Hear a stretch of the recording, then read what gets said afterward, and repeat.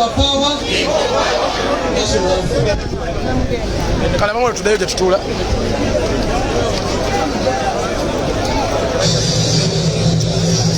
Sama tulewa. Usiwali wa kutuula kulemerera awo.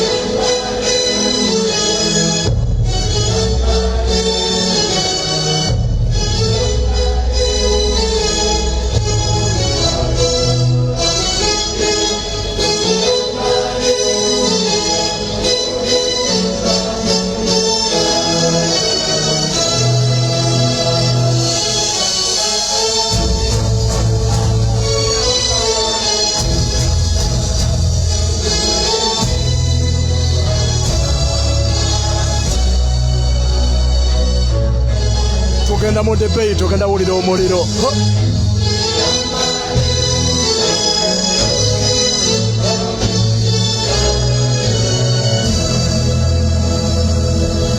Mushabye video, tugenda mu debate.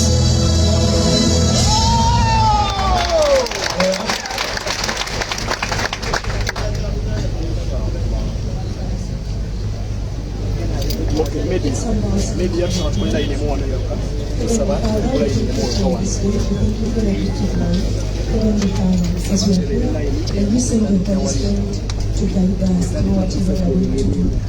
May you help us go through this process, the debate. May all those that are going to debate give us what we expect of them. And may you help us have the best from this. In Jesus' name I pray. Election Management Committee, please come and take your seats. Mr. President and others, let's have the Election Management Committee, who are the judges of today, come and take their seats. Bravo. When they take their seats, we shall all take our seats. Madam Chairperson and the fellow boss. Mr. Karamaji Andrew is a lawyer, is a scholar, is a political and social activist, shares of interest in international humanitarian law, constitutional law, human rights, public policy. He currently lives and works in Southern Africa. Basewa ne banyabo abagenda okumuza ebibuuzo asoose yono bamuyita Karamaji Andrew musoganyi mwenna mumumanyi. Ono yakyako attorney general olupapula asoma speech ebitategeerekeka. The second one is Dr. Judith. You moderators. Ngene to katono nyowane. Just nyimireko kwano katono.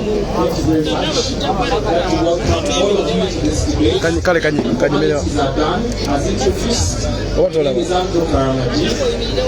We will begin by laying out the ground rules, which I will do with my co-moderator.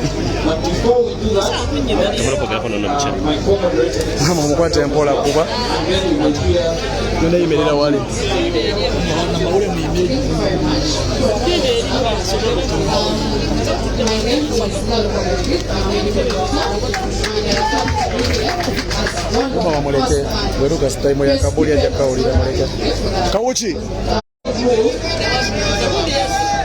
the first ground rule is that this debate is going to happen, is that this session is happening in two parts.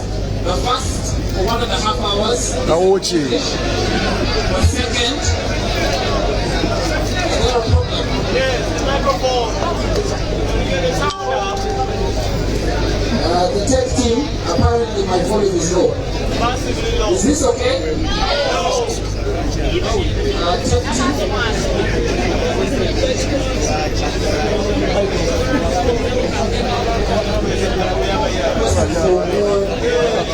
This mic. Okay, well, it's not that loud. Is this better? It's better. Good, thank you. So, we're having 1.5 hours in English, 1.5 hours in Luganda. Secondly, we have a timekeeper who is Sasi Marvin. Sasi Marvin, please wave to the crowd. Sasi Marvin is the timekeeper. So if he stops the speakers, it's because he's been appointed to do that. I will ask my co-moderator to share more ground rules. I'll hold the mic straight. Batusomuwa nataka sinza bere ili kuwa kamera nyingi kati network efa. Baganda waffe ddala bayimiridde sayidi namwe batudde tugenda kubeera bakakamu tumanyi ffenna twasse wano nga tulina kandidate waffe gwe tuwagira naye tubeere bakakamu waba kandidate wo because kuba mu ngabo tetugenda kuleekaana tugenda kubeera bakakamu nasi tubeetesa olwokutambula bulungi maaso then nekirala bakandidates baffe tebagenda kubeka masimu tuyina cameras wano ezisukka ndowooza mu 100 kamera bwe zibeera ennyingi network efa ensonga lwaki abakamera mbawaddemu distance nze kubanga kamera network ebeera efa kamera kasa zibanga nnyingi mu kifo kimu so bwe tuba nga tuwulya mugenda kukkiriza tubalagire wano buli kimu kigenda okugenda mu maaso.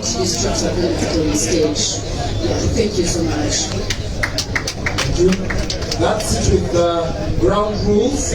I hope that I can be heard now. Can you hear me? Great. So we will now proceed to invite the candidates. Please listen carefully. We are inviting the candidates in the order of nomination. We are not following any particular order except in the order in which they were nominated. Tugenda kuyita ba candidates nga tugoberera engeri gye basunsulwa. Hope that's the right word. Great. Engeri gye basunsulwa. So we will invite another, and then please, when we invite you, please take up a seat up there. It's free sitting, and after all of you are done, we will begin. We will join you and pose the first question of the debate. Let me begin and invite Mr. Magala Umar. Please come to the stage.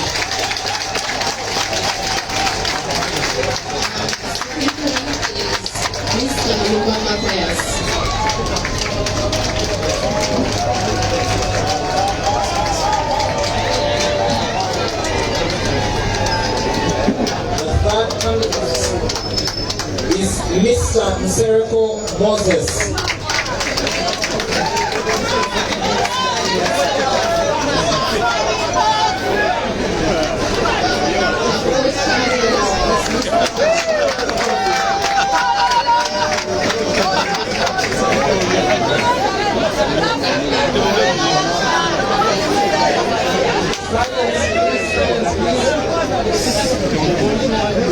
The fifth candidate is Dr. Charles Rubagumya.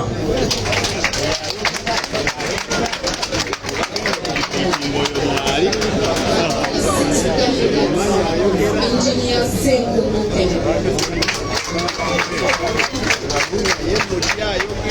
The seventh candidate is Council Luimazi.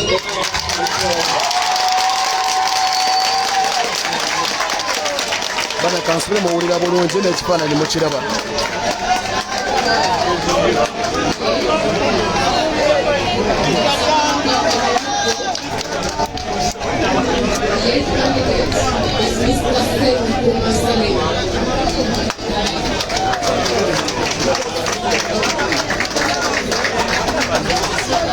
The ninth candidate is Mr. Luwemba Uswa Mohammed.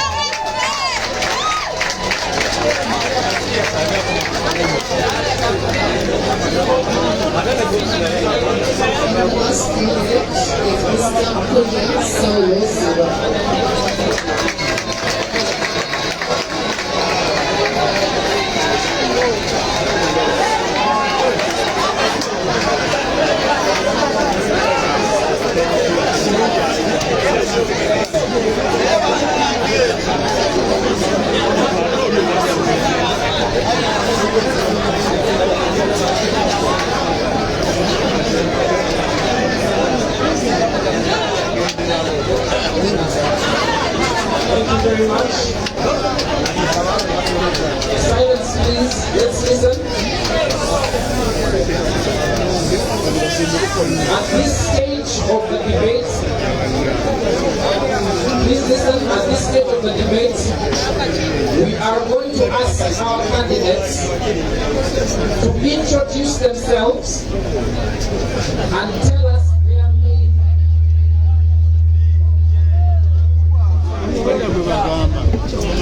We are going to ask our candidates to introduce themselves and tell us their main agenda as MP of what it is they are going to do in 2 minutes. 2 minutes exactly. And we will start in the same order. Mr. Magala Umar, please introduce yourself and tell us about your agenda summary. Mr. Magala.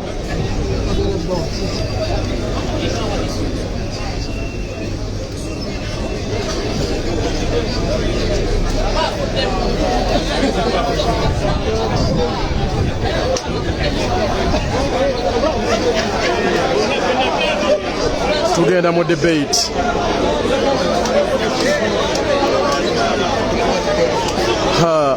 Oluzungu aluganya alutidde.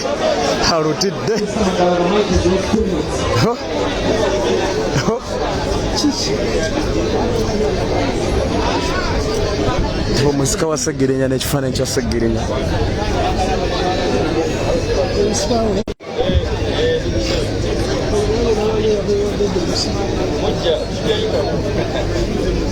Banange wantudde siwabi naye kamera nnyingi, buli kamera zibeera nga nnyingi netiwaaka ebeera efa. Nsaba nkibannyonnyole mukitegeere unless ngendewo netiwaaka efe.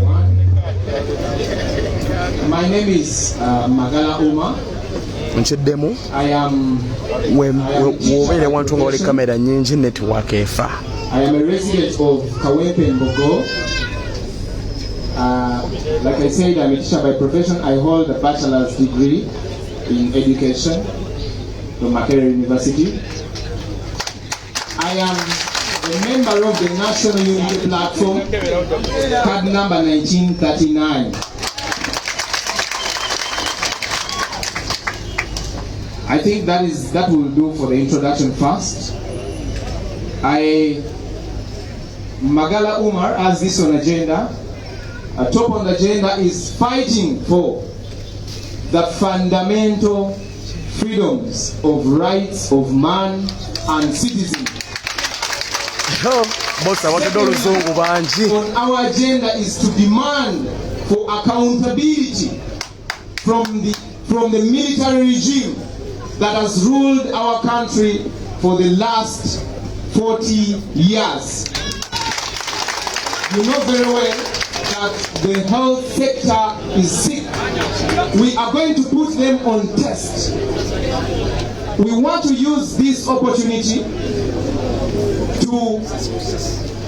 to express ourselves in form of a protest vote in the year 2025 in Kawempe Division North.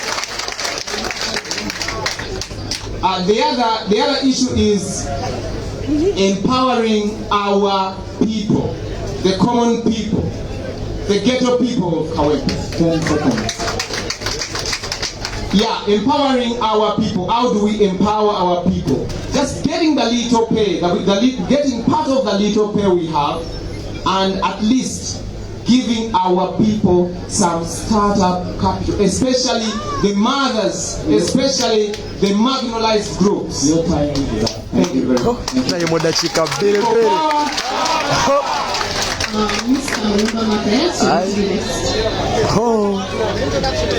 Thank you, madam. My name is Mulumba Matthias. Outside there, Shimisha Dollar. I'm the chairman, LC1, the only chairman in this by-election campaign. And I'm going to represent Uganda in that manner. Because I'm going to represent the chairman in the whole of the country. Level President. I'm a Mutongole of Southside in my zone, Kawepe Corner Zone, in Kazo, Angola, where I'm a resident. I'm a member of the National Unity Platform, holding number 030040960. Being a chairman of LC1 is not a joking subject that other people might think, because he has helped me to interact with the different people. So in that way, since I'm given little time, I would like you, madam, to give you my document where I have summarized most of the things which I cannot do here. Handle it. So, I have summarized my program in only 5 letters. HATE, where J stands for job creation. Because people are lacking jobs and people are very poor. H stands for healthy. Because I'm staying in a ghetto area, there's a lot of disease which comes through that kind of situation where we live. So I'm going to make sure that drugs in hospitals are there and expired drugs should not be there. Then also accountability. You might want to read them as bullet points. Yes. So I've been finding a problem in my area and in Kawempe division, actually the headquarters of Kawempe division, where councillors are fighting with mayors. I'm going to make sure that that kind of division is erased. Thank you very much. My friend, I'm sorry, Mr. Moderator. 10 seconds. Term limits is top on my agenda. Okay. I'm really disturbed that Uganda, among the East African countries, is the only country which doesn't have term limits. We have to remove the dictatorship of this President Museveni by restoring term limits in our constitution. Thank you very much. The next candidate to introduce themselves is Mr. Nsereko Moses. Oyo Nsereko Moses yatedde oluzungu. Thank you, sir. I'm going to be very brief. The first one is about the health sector. I'm going to construct one health center, and also I donate one ambulance for my people. Another one about education. I've already introduced about education. I've already introduced Moses the president. Even the orphans of the late you bring them, I'm going to educate to them. Then another one is about job creation. I've already introduced Moses Bobi, Mundawa, President Mundawa. Yavudde dda mu luzungu, yazze dda mu Luganda, yaluvudde mudda.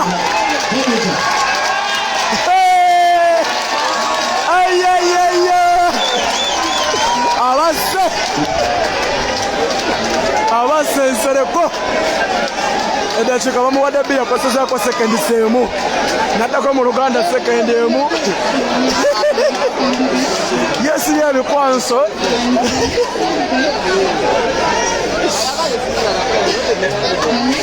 Oluzungu yaluganye, yaga abantu b'Ekawempe tebalumanyi. Thank you, Madam Chair.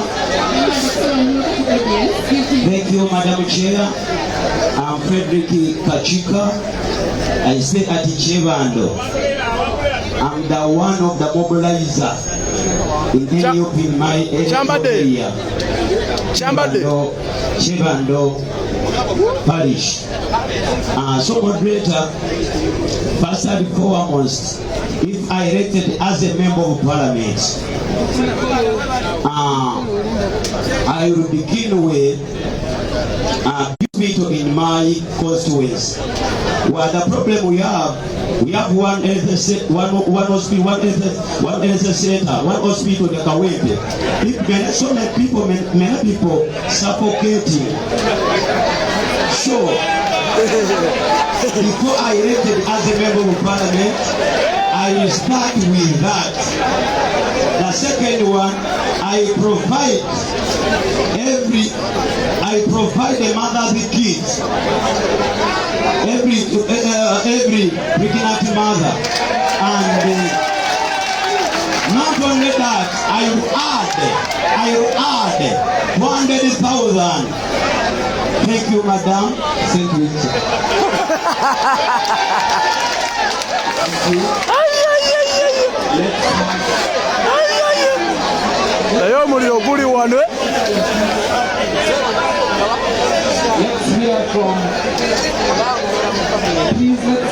Ekitabo kyonna kijjudde.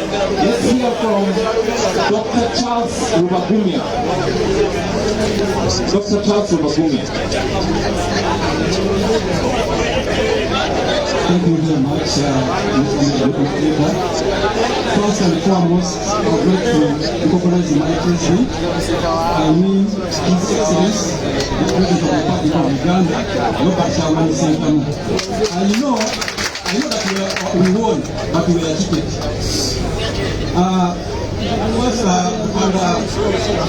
It's my pleasure to introduce myself to you. My name is Dr. Charles Rubagumya. I have doctorate in organization leadership and administration. And I work with Apostolic University. We are located in Bono as academic registrar. About my manifesto, ladies and gentlemen, I have not come here. Omusika wasegerenya n'ekifaananyi kimuli mu kifuba. But I will give them us and them. Because I know that all resources are in the hands of the dictator. Yes! I know that all powers are in the hands of the dictator. So, the only which I can promise the people of Hawaii is to join my president, I mean His Excellency the President of the Republic of Uganda, that's Robert Chagulanyi Ssentamu, to join the struggle of removing the dictatorial regime of President Museveni. And I want to prove to you that the dictatorial regime can be removed. It has ever been in France, you know, French Revolution of 1789 to 1794. The people protested the autocratic regime of King Louis XVI.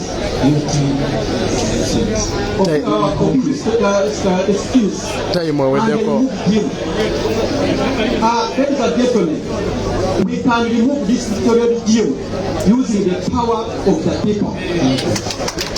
Mr. President. Next is Engineer Central Canada. Thank you. I was a simple ghetto youth, desires and fantasies, hopes and wishes to ride in Benzes and a Sapoa. Like I want to be like a superstar. Ndeka. In that the ghetto one is a superstar. Ndeka. And I'm glad to be here. I'm by the names of Sekou Kenneth, Bachelor of Science, a graduate of Bachelor of Science in Electrical Engineering at University, postgraduate in Construction Project Management, still from Macquarie University. I've been a seasoned electrical engineer with over 15 years of experience trying to distribute electricity all over Uganda. I've left the comforts of the offices, the cups of coffee, the buffets, the pizzas, and decided to go Kawempe North. I'm glad to be here that I'm a registered member of the National Unity Platform. I'm glad to have my president as His Excellency Chagulanyi Robert Ssentamu, and I'm here to stay. I want to thank NOP as our party for giving us this opportunity to come and discuss what we're able to do for the people of Kawempe North. Among the core duties of the Member of Parliament, like legislation, oversight, presentation, budget approval, I, as Engineer Sekou Kenneth, I'm going to try to make sure that everybody in Kawempe North, you are connected to the national grid. I'll bring my expertise that you get your materials, I'll get you the wire man and also the certificate. Everybody should have electricity. Tugenda gobenzikiza mu Kawempe North buli omu ogenda kufuna amasanyalaze. Two, abantu bagala kulala nnyo. Your time, engineer, is up. Time away. Just a moment. I want to be able to give mama kids to every pregnant woman in Kawempe, and also a 6 kilogram gas cylinder to every member, to every household in Kawempe North. I'm here to say, people power. Thank you so much. I'm a little the gas, mama kids.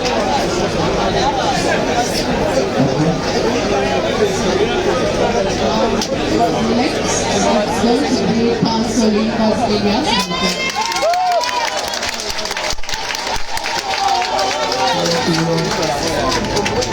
Mr. President, and your formidable team of leaders, dear my fellow contenders, I thank you. I'm so grateful to be here with you. My name is Luyimbazi Elias Narumula. I'm a man of the High Court of Uganda and all courts of judicature. Gaza. When I assume the seat of a member of parliament, I'll tell you the obvious. First, the constitutional commandment under Article 79 provides to the effect that the member of parliament is supposed to legislate.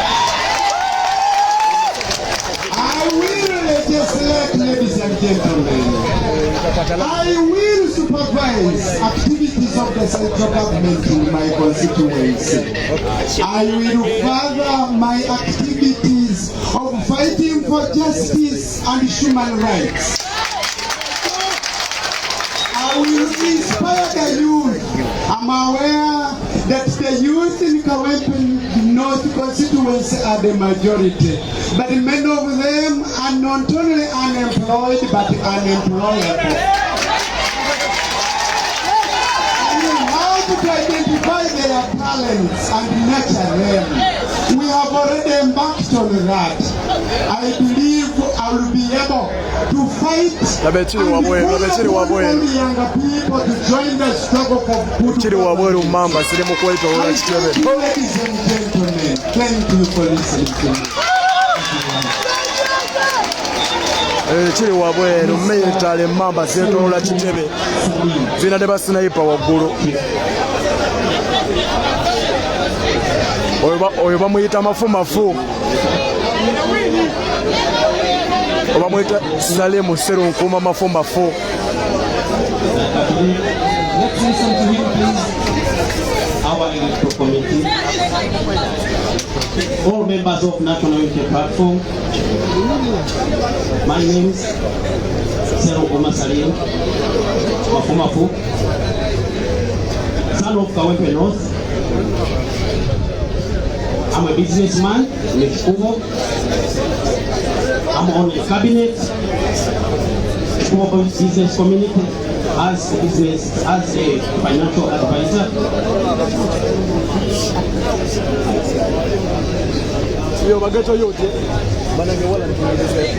I seek mandate, Mr. President, to represent my constituents as a member of parliament. Mr. President, I promise you, this by-election is going to turn as a roadway to end Museveni's regime. And I promise you, I always follow the core value of National Unity Platform. And again, I promise you, and the people of Kawepe and Uganda in general, I'm going to advocate for the people all the time. Thank you. I'm called Mr. Sano Kumasai, Kawepe North. I always be obedient to national platform. Thank you. Are you brave? Are you brave? Next is Mr. Luemba, Muswa Muhammad. Alex Muhammad, yeah, Omusika w'omugenzi. Your Excellency, the Deputy President is present, and all protocol observed for the interest of time. Mr. President, I want to thank you for coming up with this organization for the first ever debate organized by the young political party. It's such an inspiration. Your Excellency and members of the National Unity Platform, my name is Luemba Muhammad, former political assistant to the late Honorable Muhammad Isegirinya. Your Excellency, it will be quite unfair if we proceed without getting a moment of silence to praise this man, Honorable Muhammad Isegirinya, for whatever he did for this political party. Ladies and gentlemen, allow me to borrow from my little time. I have been given little time, but let's observe a moment of silence to pay respect in this great man, Honorable Segirinya. Today we are here today because of this great man. I've seen my brother here saying he's going to donate Segi box, he's going to do what? Because of the Honorable Muhammad Segirinya.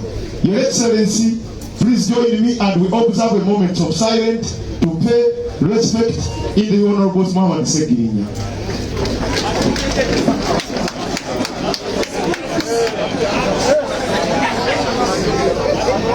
Thank you so much. Jukira ne mukyala Segirinya yeesimbyewo akabonero omugenzi.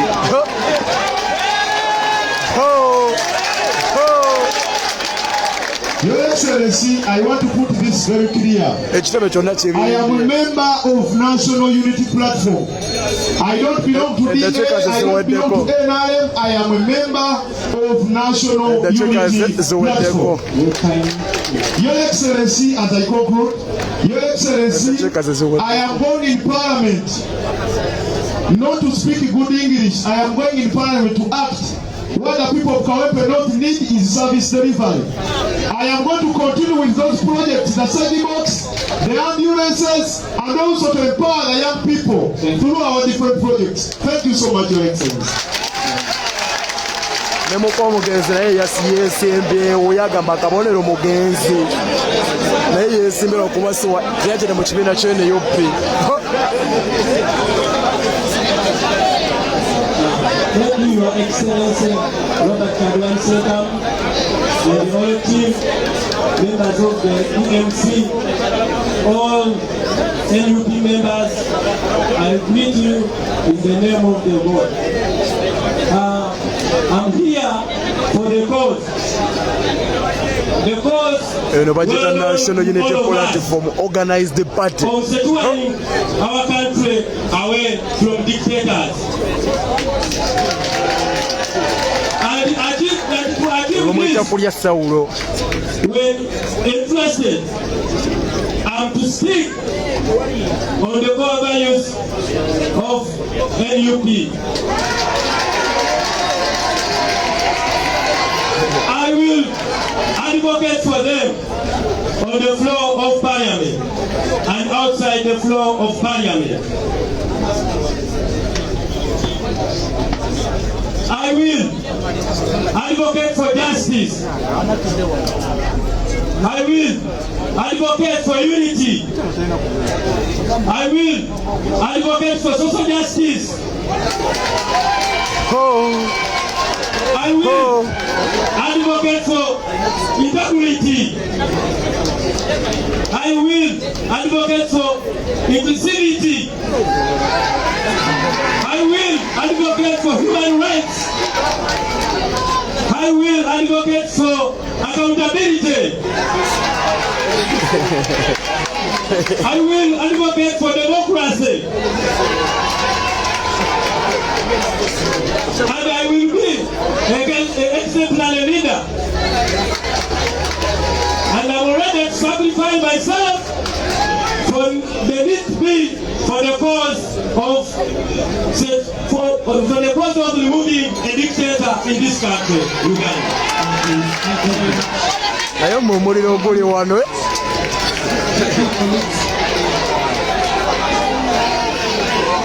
Nange ngenda kwesimba Olwengo district enzija. Olwengo district. The first question.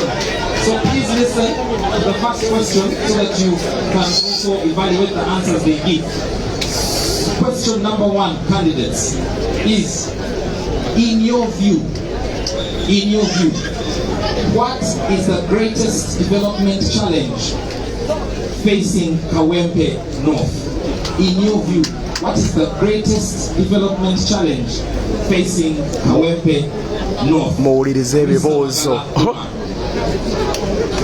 Challenge ki Kawempe gyesinza okufeesinga batandise Magala bibuuzo. 1 minute.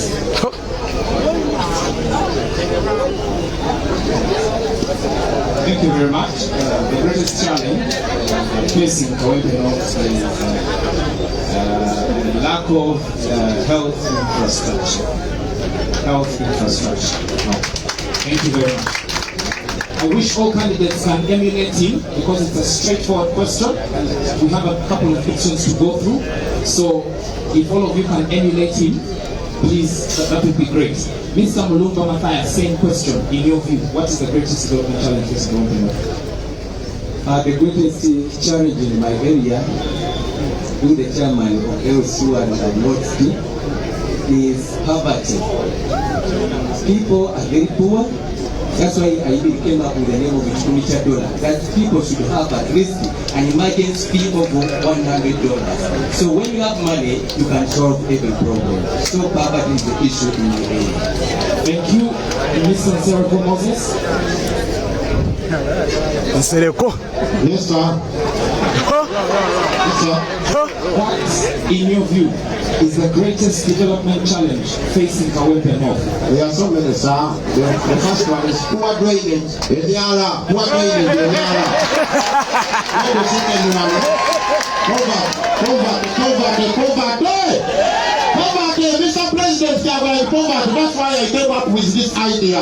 Nsereko Moses saving Boxy. Thank you, sir. Nsereko poverty. Nsereko awase. Thank you, sir. The problem we have in my constituency. President. President recently got to power. Kawempe North, we have the problem of education. We have we don't have any secondary school in Kawempe North. That's a big problem facing the Kawempe North. Okay, thank you very much.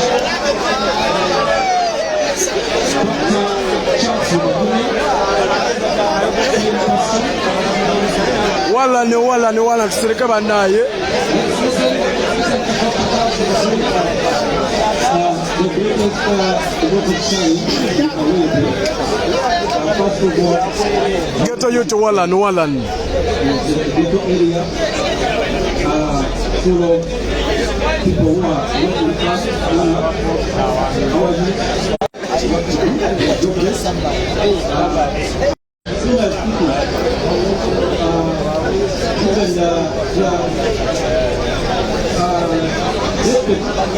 human rights by the field. Thank you very much. Let's have engineers. That's why I find that the costs of production are high, and find that at the end of the day, the goods they manufacture are also high. But if we try to reduce on the electricity tariffs, and also we can make sure that they are able to produce goods at a much cheaper cost. Thank you very much. To your left, two people, Council Luimbazi, Alliance Alcoa. Situation, we have a challenge of insufficient or inadequate planning for our resources, including human and other resources. We don't plan. Even those projects you see there, a good number of them are put in place before planning. We need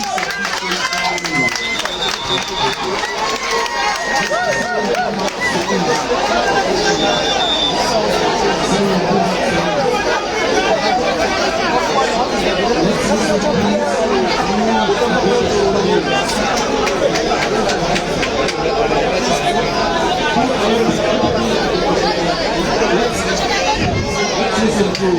Geto yote twefuge.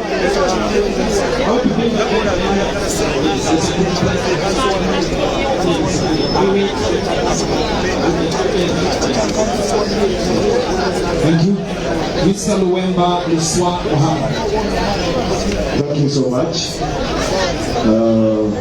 The health sector is very poor, and the issue of unemployment, especially the young generation, the youth.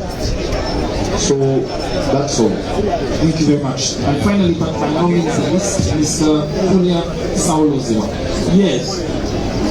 However, we have many problems, but I can identify some, like garbage collections, unemployment, poor drainages, poverty among the youth, and other people, poor facilities, and we don't have like a USP secondary schools in Kawepe. We only have private secondary schools, so we can work on those ones. Dr. Judith Alifabo will ask the next question. Thank you.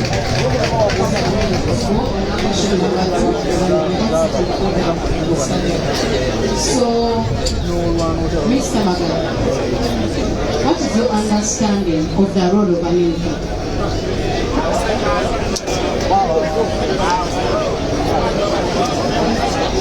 Thank you very much. The question is very clear. The understanding of the role of an MP is already stipulated in the Constitution of the Republic of Uganda. An MP does oversight role. An MP does represent his constituents. An MP does representation of the people, and an MP as well does appropriation of the budget. Thank you very much. So those are the cardinal roles of an MP. Mr. Mulumba Matthias, your colleague has talked about those roles. What is your understanding of appropriation? That is the first way the MP looks at how the people of that they should be given properly for those areas where need it against. Okay, thank you very much. The same question. The one who have voted for you, that is it, sir. Thank you, sir. Thank you very much.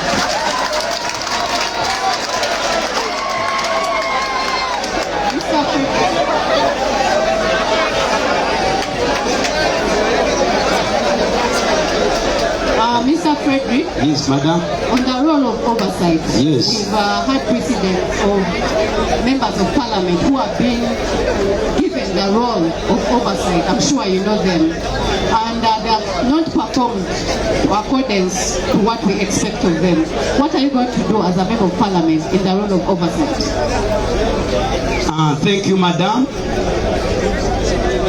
One of the role of parliament oversighted. So what the madam asked me, Kachika, what are you going to do?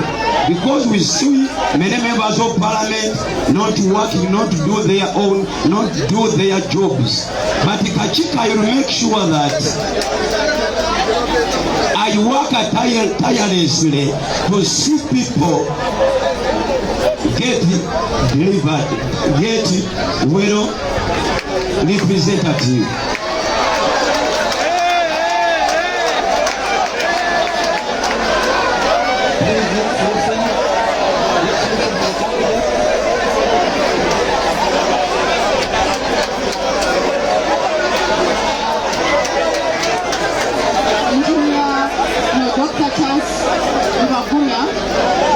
I think I posed the same question to you.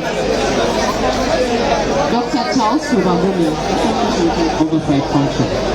Okay, I am going to repeat it. I said we have seen in the current parliament, we entrusted some of our leaders with a role of oversight, and they have not performed to our expectations. In fact, they haven't performed at all. What are you going to do as a member of parliament in as far as oversight is concerned? I told you that you cannot give what you don't have. You give what you have. My main goal is to join the struggle of removing the dictatorial regime of President Museveni. Because all those functions you are talking about, oversight role, allocation of resources, what all programs, these people they are presenting. Can a dictator give them a budget? Who is going to give them the power to put those projects? The main role, the main solution is to approve the dictatorial regime of President Museveni. Then afterwards, that's when it can get into our promised land. That's when all those... Kale mukirize nsembereko wali maaso ne munsabire network ntifa wakamera nyingi network bayina okufa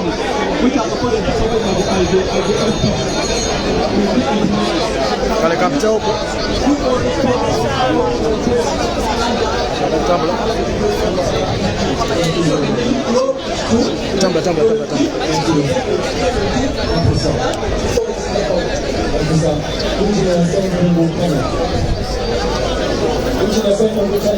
Yes, please. Question I would like you to answer.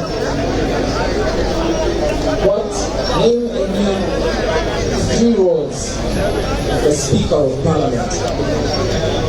Any 3 roles of the Speaker of Parliament. The 3 roles of the Speaker of Parliament. 1 is to oversee the House, because they are the ones who are the chairpersons of all the sessions or all the sittings of the House. 2, approvals of the national budget. And also 3, trying to make sure that through the parliamentary commission to try to know the privileges and also the allocations for all the different persons in this country. The same question applies to new council leaders. However, I would like you to explain more the Speaker's role when it comes to the parliamentary commission. Thank you. Thank you very much. The Speaker, people power, our power,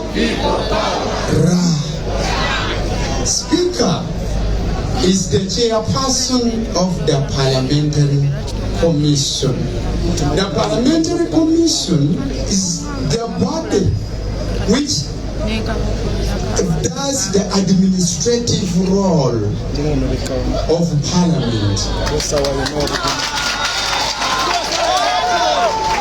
including but not limited to the remunerations and determining administrative questions and issues which arise in day-to-day running of Parliament. If you allow me the latitude. Thank you, Councillor. Mr. Salim. Mr. Salim. I will have Dr. Judith Malukwago pose the next question. Mr. Salim, let's listen to the question, please. The roles of members of parliament include representation.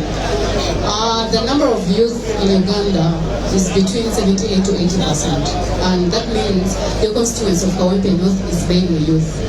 How are you going to represent those young people with so many problems that they have?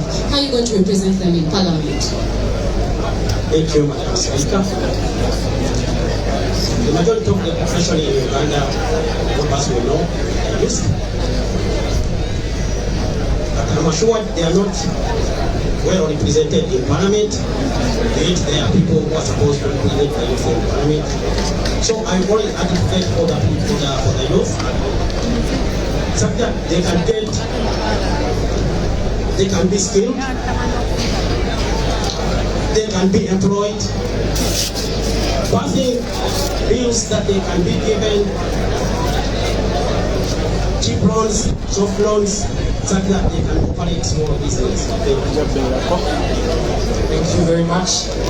The last two candidates will tell us one law for this section. The last two candidates are supposed to tell us one law. If they had 1 minute in parliament, which law would they propose and table in the parliament of Uganda? That is, starting with Mr. Luemba Luswa Mohammed. One law that you would pass in parliament, that you would propose. Thank you so much, moderator. People power, our power. Moderator, it's the age limit, because General Museveni for over 40 years is in power. Because so I want to be very clear when I enter parliament. I want to fight hard, fight tiresomely, like my brother, the Honorable Sekirinya, to make sure that the age limit is being passed. Thank you. The same question for Mr. Julia Saulo Siwa. When I go to parliament, I will propose that we get a commission to look after the elections, to get an independent electoral commission, so that the president is not the one to choose those people on electoral commission. Thank you. Thank you very much. Dear audience, we have completed. We are now going to go to a question that will be posed by my colleague, Dr. Judith Malokwago, about National Unity Platform. The question is about the national. So you're going to tell us, just mention one value of National Unity Platform, then you expound on it, how you are. We are not equal at all. I will put my emphasis on justice, so that we can help our country and we liberate all Ugandans. As you know, our grandfathers n'abagambye mbeerera emabega tulabe ekifaananyi nga si kirungi naye netiwaaka birungi mwaganye mwagala mu maaso netiwaaka yina okufa kati tubeera mu maaso kamera nyingi. It seems we are not independent, so it is us to fight for our independence in Uganda.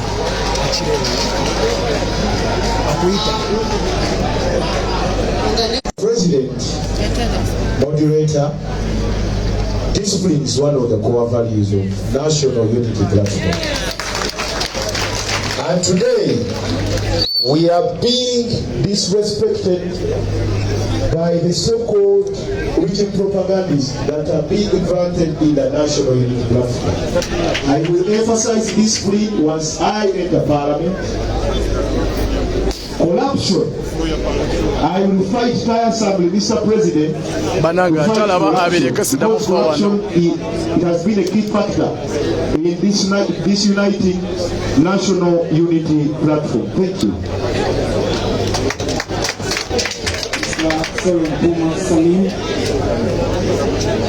One value, same question.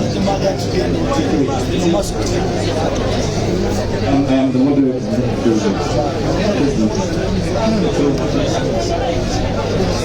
I always emphasize the point of in national platform, all of us we are aware of that. Reliable is the main problem that we have here. Mr. Problem, we have been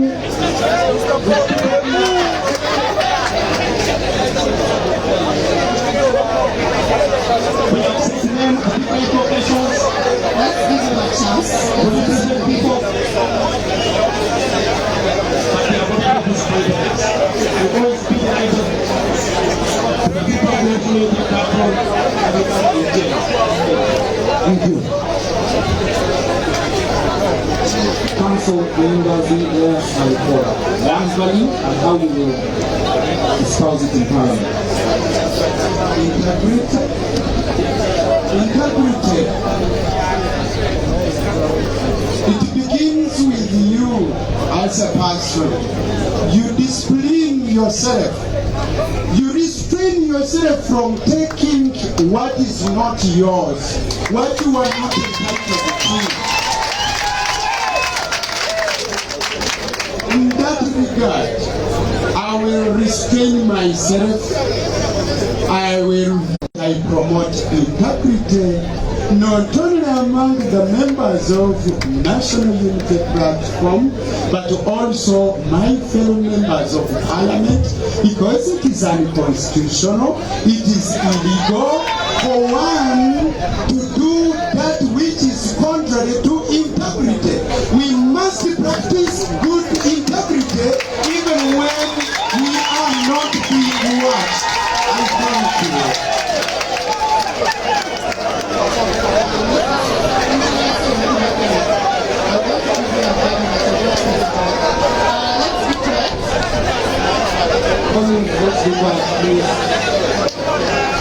Mr. Serukuma is going to speak about patriotism as one of the values of NUP. So him as a member of Parliament under the ticket of NUP, how is he going to advance our whole value of patriotism among the people of Uganda and also carry it on as a value of nationality?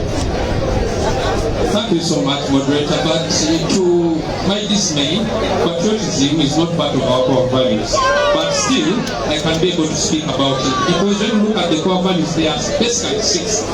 And among them, patriotism is not there. But still, patriotism is the love, the determination, the courage to speak up, to serve your country by respecting the Constitution, by abiding by rules and regulations, by electing able leaders, by being able to serve as part of the mandate of the people. So, being patriotic, you must be able to explain, being disciplined, being able to engage in whatever is supposed to in elective politics, engaging in decision making. You must be there for your country. But still, just part of this, I want to tell you that another core value of the National Unity Platform is fidelity. You get it? Because the question you posed, I'm trying to really put across that fidelity is one of the core values, whereby we express the faithfulness to a personal cause of belief demonstrated by continued loyalty. So here, I promise my president that I will be loyal to the party, loyal to you, and loyal to everyone who supports the National Unity Platform. Thank you so much. Okay, maybe point of correction is in the new constitution, we don't have fidelity, we have patriotism. So, but at least both of them are related, so that is good. Thank you. Doctor, please listen to this question. Dr. Charles Rubagumya, you are a member of Parliament for Kawempe North. We have a bill in Parliament to extend the term of office of the ruling regime, and they need 1 vote for it to pass. Someone approaches you and says, I'm going to give you money to build a hospital in Kawempe North for your people. Please vote for this bad proposal. What will you do? Good question. But what I would like to inform the general public that our party is a party of change, and the party which cannot be compromised. And one of the values of our party is integrity and honesty. As a person we will give integrity and honesty. I cannot betray the people of Kawepe North Constituency. I cannot betray my party. So you will reject the money for the hospital? Yes, I will reject and vote against the budget. Because building a hospital cannot bring up the change which we want. What we want is to remove the authority of President Museveni, such as we can be able to get our budget and use it the way we want as So thank you very much. The same question goes to Kachika Frederick. Kachika, should I repeat the question? The question is, there is a bad law being proposed in Parliament. The ruling regime needs one vote to pass it. And they approach you and say, we are going to give you money to build a hospital in Kawepe North, but we want you to vote for the bad law. What will you do? Thank you. 1 minute. Thank you. First and foremost, I, Kachika, I fully exhausted corruption and embezzlement. Nobody can give me that money, and I agree with him. So I'm concluding saying that I reject it. Thank you very much. Mr. Sereko Moses, the same question? Yes, sir. Same question. Yes, I cannot be allowed, sir. I cannot be allowed. Even I can box the speaker on that issue. I cannot be allowed. We are here for the power of the people, not the money. People power. Power power. LUP. Everywhere.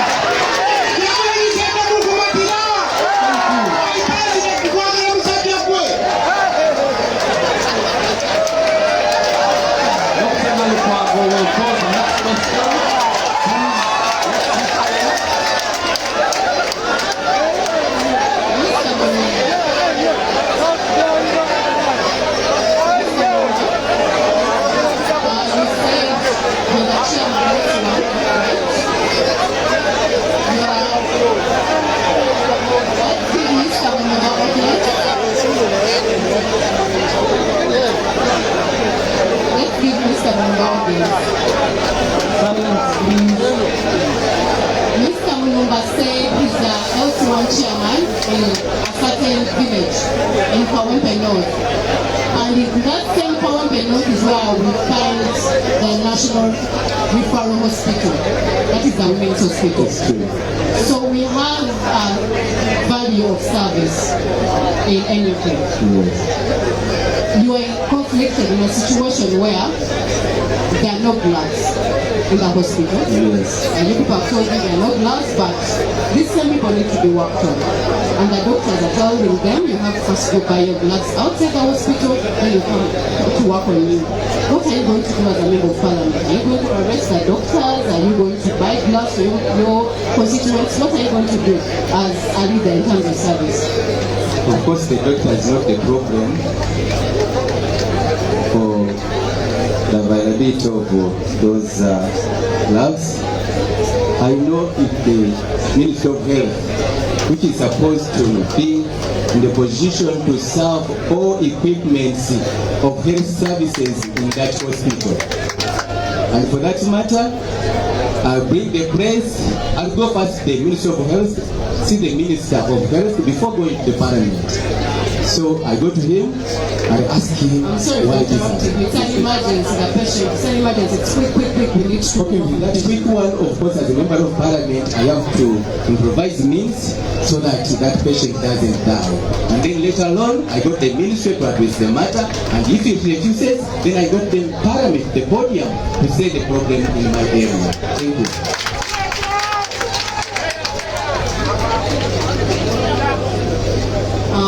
Mr. Madam, you're the last candidate to speak about this. I'm going to ask you again on the value of patriotism. How are you going to advance it because that is the value of your party.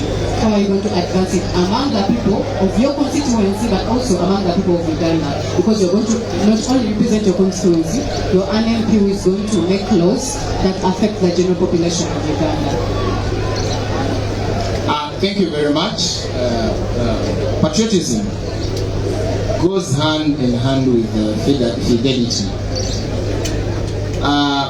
As a member of parliament, I would really implore my constituents, my fellow comrades, to love their country. And how do you love your country? By doing things that are within the law, by promoting what is right, and then displaying what is wrong. That's how I would do as a member of parliament. And actually, as a leader in my area and no present, as an emblem of NUP in my area, I have been preaching that. I've been preaching patriotism. I have been preaching fidelity to the party and love for our country. Thank you very much. Thank you very much.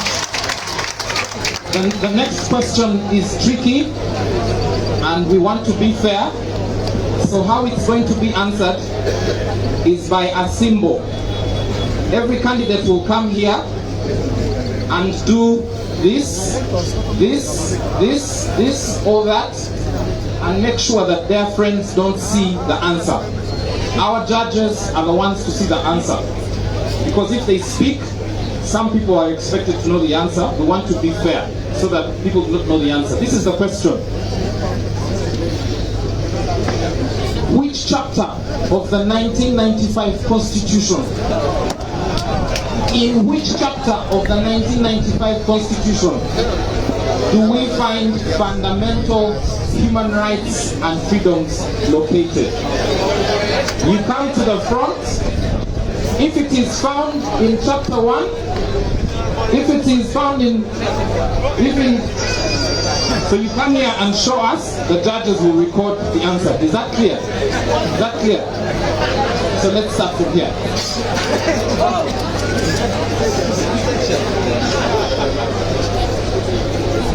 Which chapter of the Constitution do we find fundamental human rights and freedoms? Huh?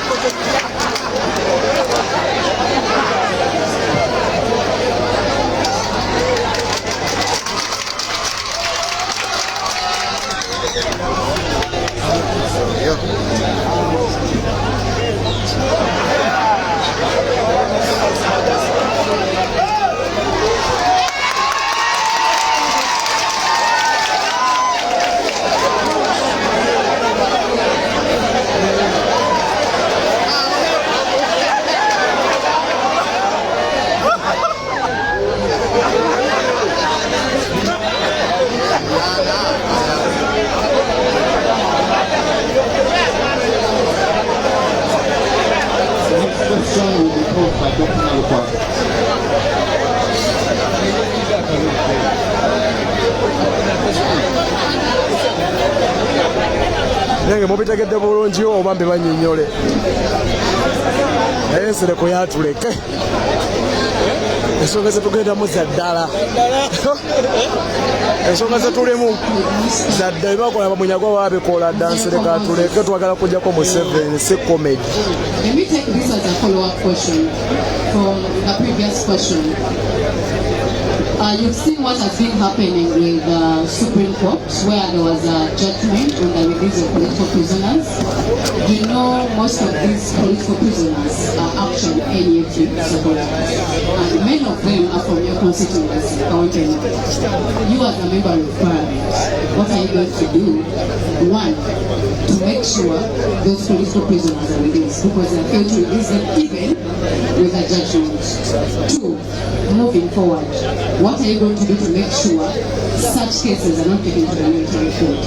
Remember, the person you're replacing was also a political prisoner.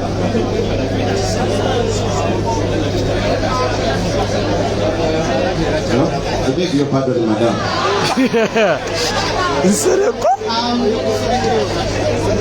You've had the judgment from the Supreme Court. I've not had it. So if you've already had it, it's okay. Let me change the question. I'll pose that question to the next person. Thank you, madam. What is teyawulidde ruling ya court ya high court era katana jiwulira atagambyogerako. There has been that judgment. X that you don't know. I have not heard about it. Yes. But at the same time, we have NUP and other political prisoners. There's Dr. Bessie J, we have here Bobi Young and others who are in prison. Even the person sitting next to you has been in prison for 1.5 years. The person you're replacing as member of parliament was a political prisoner for 2.5 years. What are you going to do? One, to stop Ugandans from being taken to military courts. Two, is the ones who are in prison. What are you going to do about it? Because there's a ruling, a judgment, struck a judgment to release them, but they're not released up to now. What are you going to do about it? I will take government to court such that I can take government to court such that we can talk about that so that our prisoners are released. I will take government to court. That is the answer. Thank you so much. Thank you. The same question applies to Mr. Kachika. What will you do about political prisoners? The problem we have, this regime, 6 and 7 got power in 1996. It has done people, has killed our people, it has beaten our people, many people are suffered. So as Kachika has been elected as a member of parliament, I can pass a law that favor the political no, not the political prison.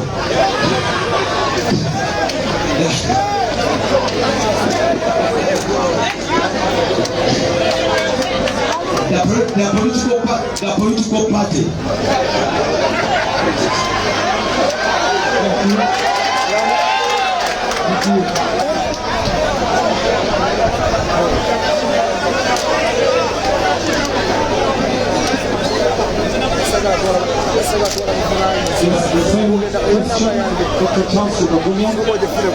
What will you do about political prisoners? Dear members of the audience, we have 2 more questions and we will be done with the English version. So please bear with us. We're bringing this to a close shortly. Same question. Okay, thank you very much. After we don't have the, we don't have the problem of political prisoners. Anyway, there are so many problems about violation of human rights. Our innocent governments have been abducted. Innocent governments have been disappeared and even their bodies. Some governments are kidnapped day and night.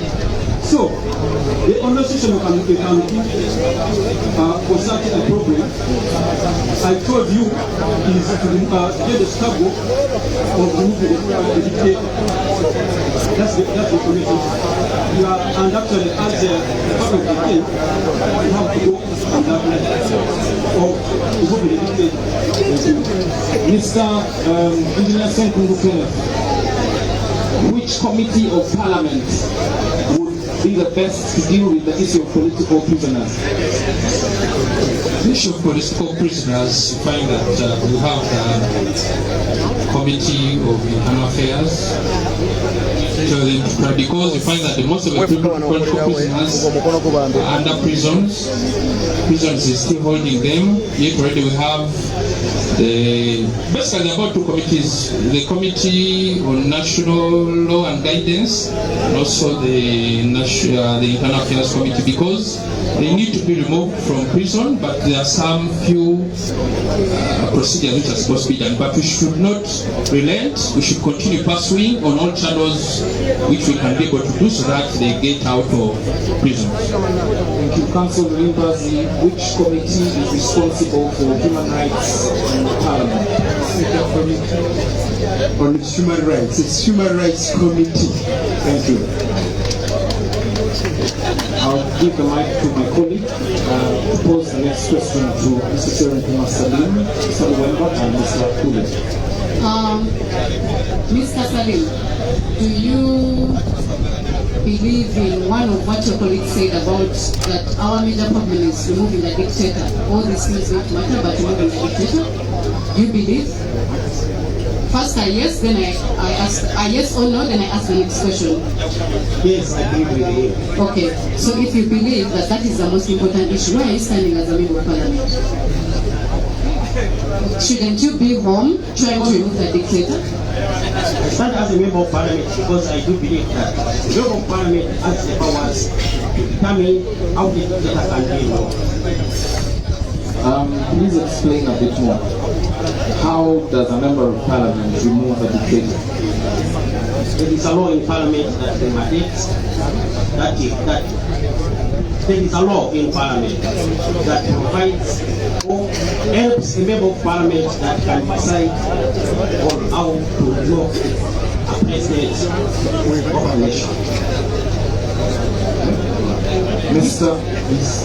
Mr. Magala, do you believe that same? Do you believe that our major role is to remove the dictator? Our greatest challenge in Uganda is the dictator, and that is still Yoweri Kaguta Museveni. Who should be removed with all possible means available and within the law. So as a political prisoner, yes. What are you going to do different? Because when you were in prison, it was the same case that you were in prison. What are you going to do different as a member of parliament in order to remove the dictator? Thank you very much. One, there are two opportunities. The first opportunity is availing itself now. We are headed for war. This is a front we are going to use to show a protest vote. The first opportunity is this protest vote of 2025 in Kawempe Division North. Actually, when we get the opportunity, we shall voice out ourselves host. And this goes to Justice Simon Biabakama. Should we play around with the vote of the people of Kawempe? Should we play around with the mandate of the people of Kawempe? We are ready to take him on. Thank you very much. Thank you. Do you agree also to the same question, or do you disagree? I agree. So what are you going to do as a member of parliament? As a member of parliament, when elected in office, I want to advocate for rule. I want to advocate for the rule of law, because what is tormenting us most is the rule of law. For example, the Supreme Court has just given a ruling, and we want to thank the Honorable Kabaziguruka for challenging the Constitutional Court. So now when I'm in Parliament, I will put the Commission of Human Rights accountable, and as a member of Parliament, I will make sure that all laws that are being passed in Parliament, they are in the favor of Ugandans. Thank you so much. Thank you very much. Finally, for now, Mr. Kulia Sauloziwa, same question. Okay, thank you, moderator.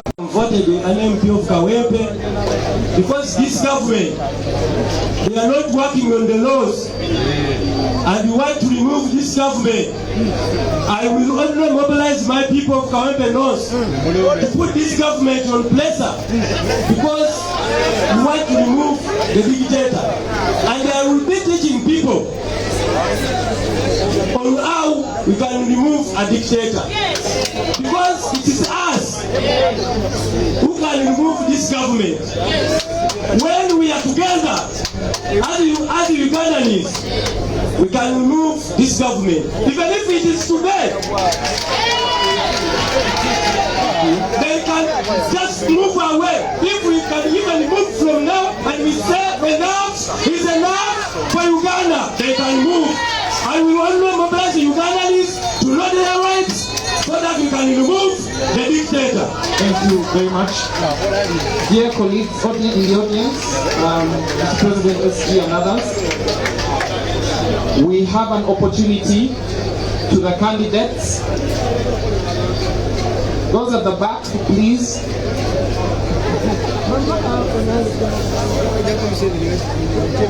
Thank you.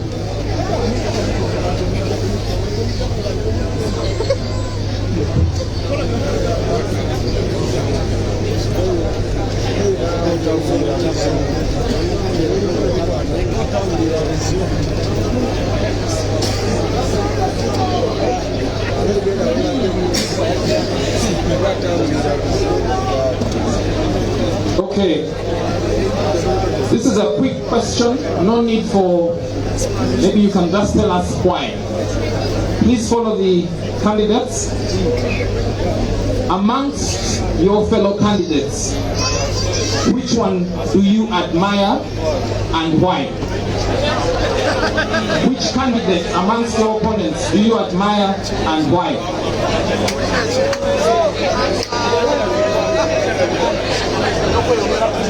None of these candidates. Thank you.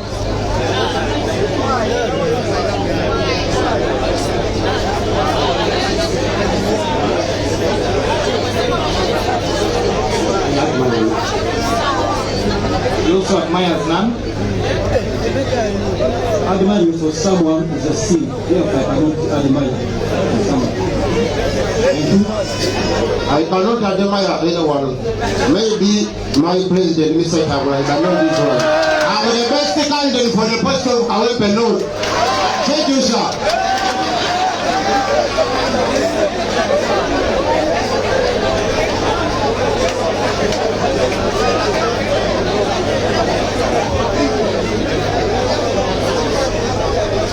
Thank you very much. Among the candidates seated here,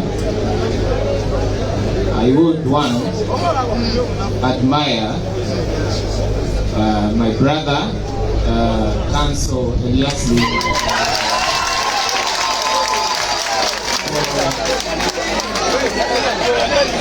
for his espousal of the rule of law.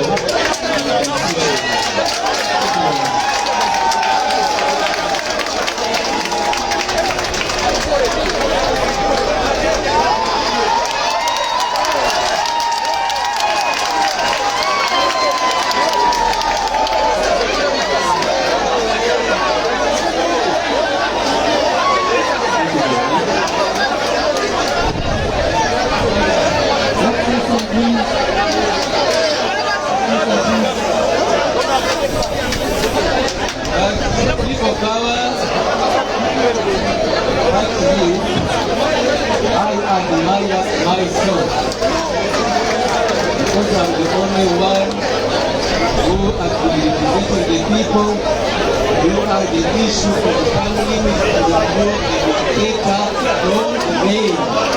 So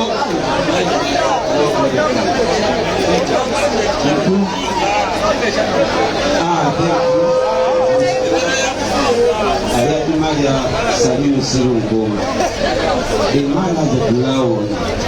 The other election they protested as a member of parliament. He was the second. So I admire Salim Sirungo. Thank you. People power, It's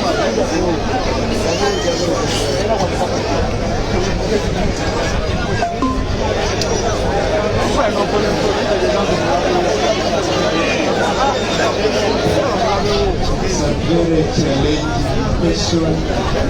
Ladies and gentlemen, allow me the latitude. We are endowed differently. Mother Teresa says that I can do what you cannot do. You can do what I cannot do. Together we can do great things. All of us here are talented differently. I'm unique. This brother of mine is unique. Everyone here is unique. But we are all endowed differently. You cannot fail to admire something from someone.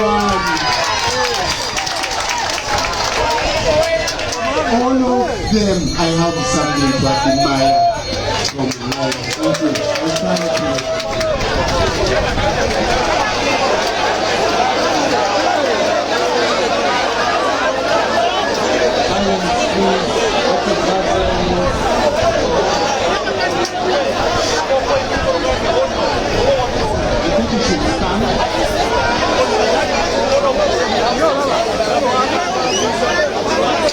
As you know, we have a cause why we are here. The main cause we have is to remove a dictator. That dictator has ruled us for about 40 years, now it's going to 40 years. He has been ruling us with some other people on the side of opposition. This is why I'm not going to admire anyone. I only trust my heart. And we are here on serious issues of removing a dictator. I am only the one person who can remove this dictator by educating others so that we can be free in Uganda and get our freedom. People power! People power! Our power! It's a great opportunity to be here. Our president and all the members of the unity platform, all my fellow contestants, you are all good people from different walks of life, from different professions, from different backgrounds. We are all here for one cause: serving the people of Kawempe and Uganda at large. I appreciate all their efforts. I appreciate all their charisma. I appreciate everything. But on a lighter note, just one person, I don't know, we're in high school together. He happened to be my head boy. We are Kawempe Muslim, but now we are here vying for the position of Kawempe North. Personal caller. He was my head boy when I was in Kawempe Muslim. You get it? But now we are here. So let the best candidate win. Thank you so much.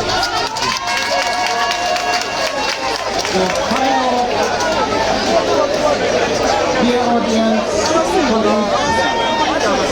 the final question for the English session is going to be posed by my co-moderator, Dr. Nalukwabu, please. Let's listen to the final question. And I'm going to start with question numbers in 1 minute. You're going to tell us the village you stay in, the parish you stay in. What is the major economic activity of that area? And as a member of parliament, how are you going to help people advance that economic activity area so that they get more money? Thank you very much.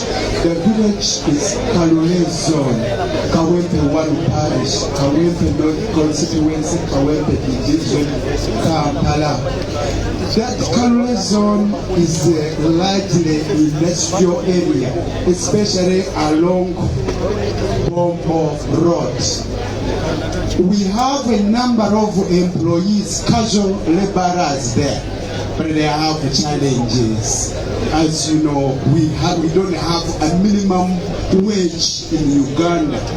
So, to improve their conditions and their pay is key if we are to help them as leaders. Advocating for a minimum wage.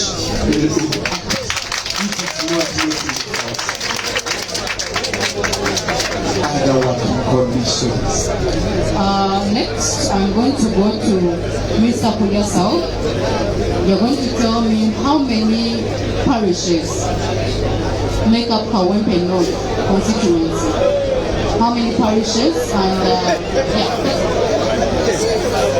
Thank you, moderator. It is 9 parishes which make up Kawempe North.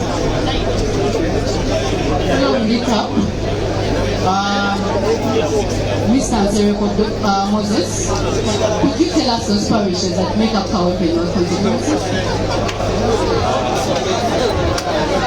Thank you, madam.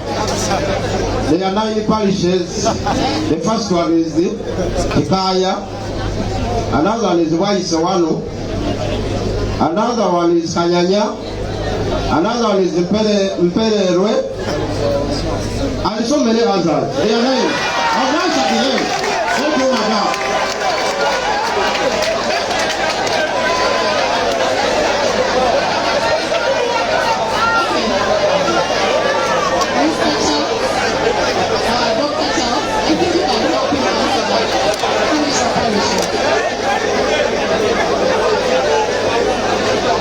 Let's listen. Dr. Charles is going to finish the parishes. Okay. I'm going to start with Sorry. Let's listen to the parishes that make up the constituency.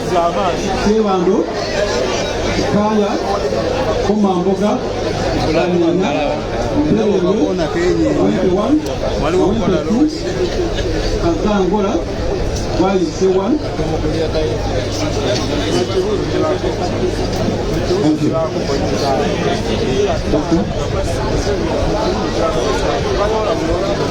going to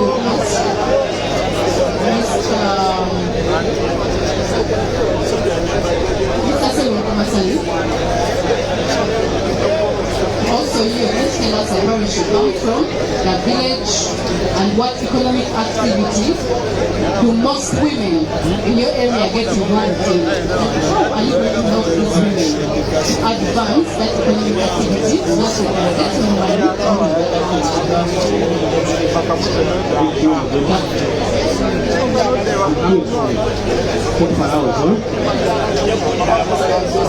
money? I'm releasing people out. There have been forming different groups, and I have been supporting them. I also have a few around the press. It's been helping the masses to increase in their ideas.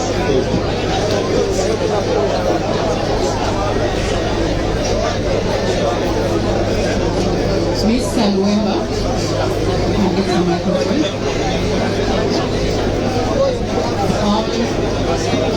Which parish is the National Referral Hospital? And we have challenges. People there have complained of the fact that there is a lot of sewage coming from the National Referral Hospital. What I want to do to make sure that hospital in the area that you're going to represent works when it's drained, so that because that medical waste when it goes into people, you know the problem of Kawempe, sewage and other things. When people consume that sewage, they can get infected with diseases. So tell us your village, that village and the parish the hospital is in, and how you're going to solve that problem of sewage from the national government. Thank you, moderator. That is Kawempe 1 as a parish, and village is Petfalau. Moderator, I have been serving as a political assistant in that area, and a matter of issues rising from the hospital, I have been hand in hand with the KCCA because it's in charge of building trenches and reaching out to Ministry of Health for that matter, and it has been handled for quite some time. Thank you.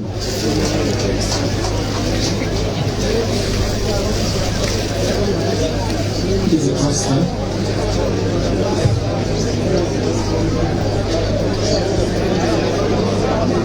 Mr. Magala, in general, I just want you to give us a general picture, because I know most parishes, people from different parishes, have different economic activities. What is the major economic activity of the people of Kawempe? Especially, I'm interested in the young people, because if you're representing people who are 78% of the population, you should know what they get involved in. What's their major economic activity? And what are you going to do to help them? Because you saw the UBOS report, 1%, only 1% of Ugandans earn more than 1 million. And that means the youth already are at a lower percentage.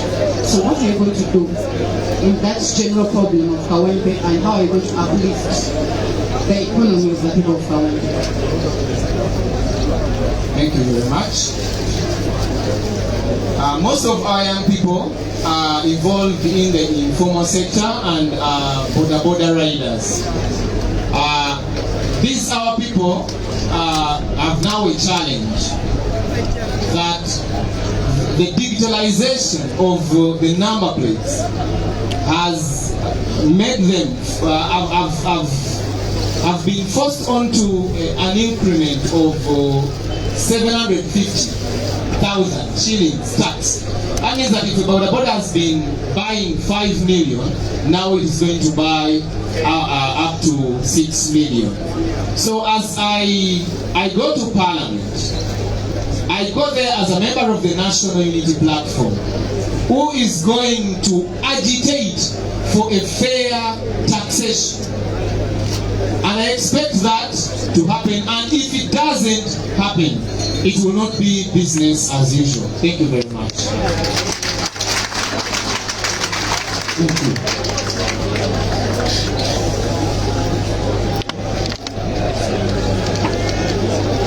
Mr. Kenneth, Engineer Kenneth,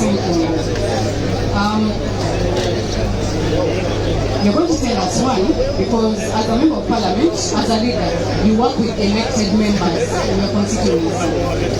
So, who is your LC1? You can tell us your village, your parish, your LC1 and your LC2.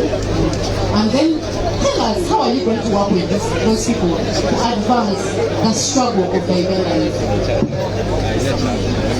Still, I'm proud to state to all the members of the National Unity Platform that I was born in Kawempe, I was raised in Kawempe, I studied in Kawempe, and I'm staying in Kawempe village.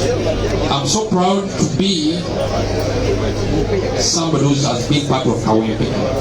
One thing I always say that I'm ready, willing and ready to work with all the chains of leadership, starting from the president, our LOCs, our chairman, I'm going to work with everybody. As I stated, most of the small businesses in Chirokole are small-scale businesses which need empowerment, which need collective effort, people coming together, they save, we try to get them financial coaches, we try to get them psychologists, we try to help them to better themselves, and I'm ready to do that.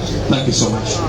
Thank you very much. The final question for this round, which will conclude the English session, and then we will transition to Uganda, and we will discuss in Uganda for 40 minutes, because we have to finish at 2. Discuss in Uganda for 40 minutes. So the final question goes to Mr. Kachika to give us his views about the recently released results for education at the POE level and his comments on that. How did Kawempe North perform, and what does he think about that? Thank you, sir. Kawempe North as a division, he performed very, very poorly.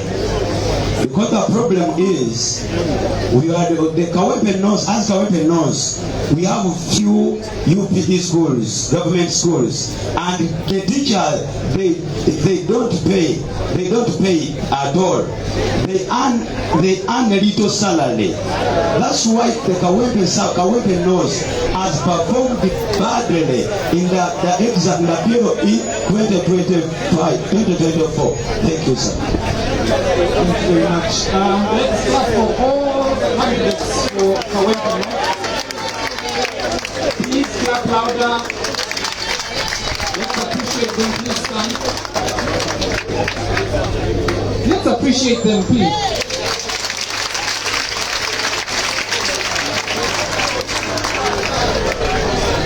We will have a 5-minute break for them to take water or stretch their legs, and then we'll resume with Uganda in under 5 minutes. Thank you. Let's appreciate my co-moderator, Dr. Nalukago. Timekeeper, Sasa Madin.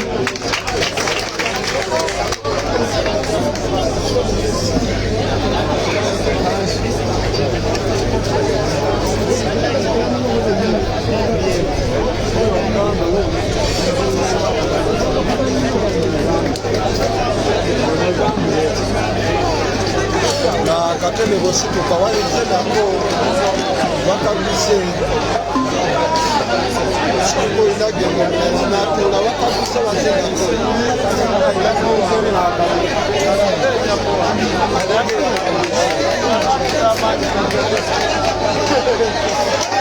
yakabuse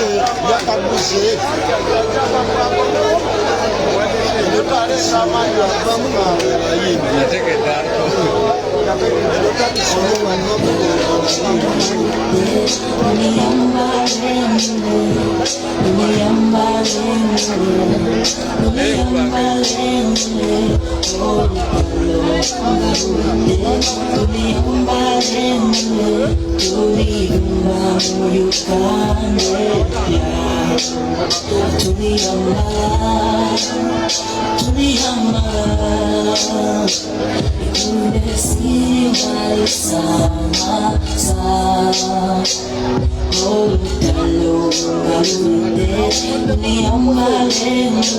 Okay, abalonji abali naffe kusama Uganda Media ekisula ekisooka kiwedde eky'oluzungu abagenda kuba ate nga bakomawo mu kitundu eky'oluganda.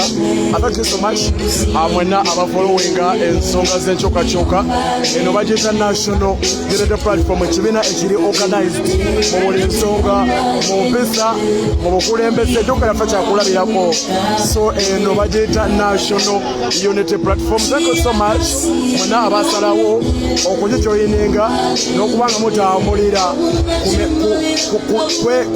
kwebyo byeyateekawo okubanga etambulirako oba amateeka oba entambuza y'ekibiina okubanga mufollowinga. Thank you so much. Ekitundu ekisooka kiwedde kibadde kya luzungu, tugenda kuba tukomawo n'ekitundu eky'oluganda. Fabale ku live tetugenda kuvaako wabula ndowooza nammwe mukkirize mubeere ba judge era nsaba mumbuulire kibadde kitya ani atudde 10 ku 10 bakomyewo nsaba musooke nawe mugusala ogoma maye mugusala kyembamanyeko mugusala musooke mumbuulire Nsereko abadde atya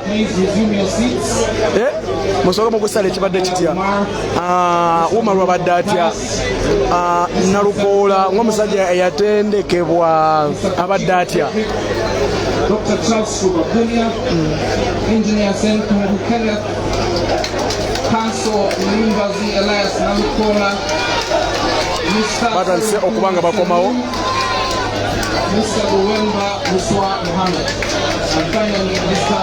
Kulia Saulo Ziwa. Please come to the front.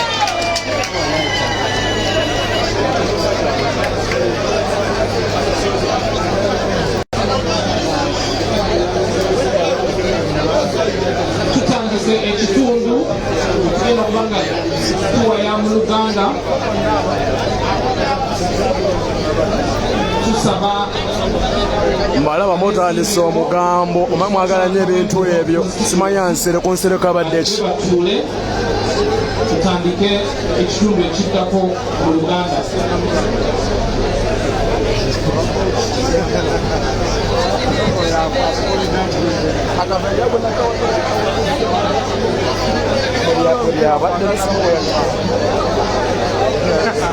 yamazeeyo wabula mugenda kuntamya erinnya Nsereko mbabuulira What happens if a football team does not show up for a game?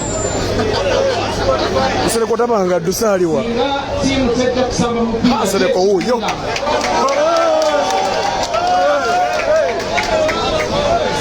tusaba bakandidate babiri abatanatuuka sambyeko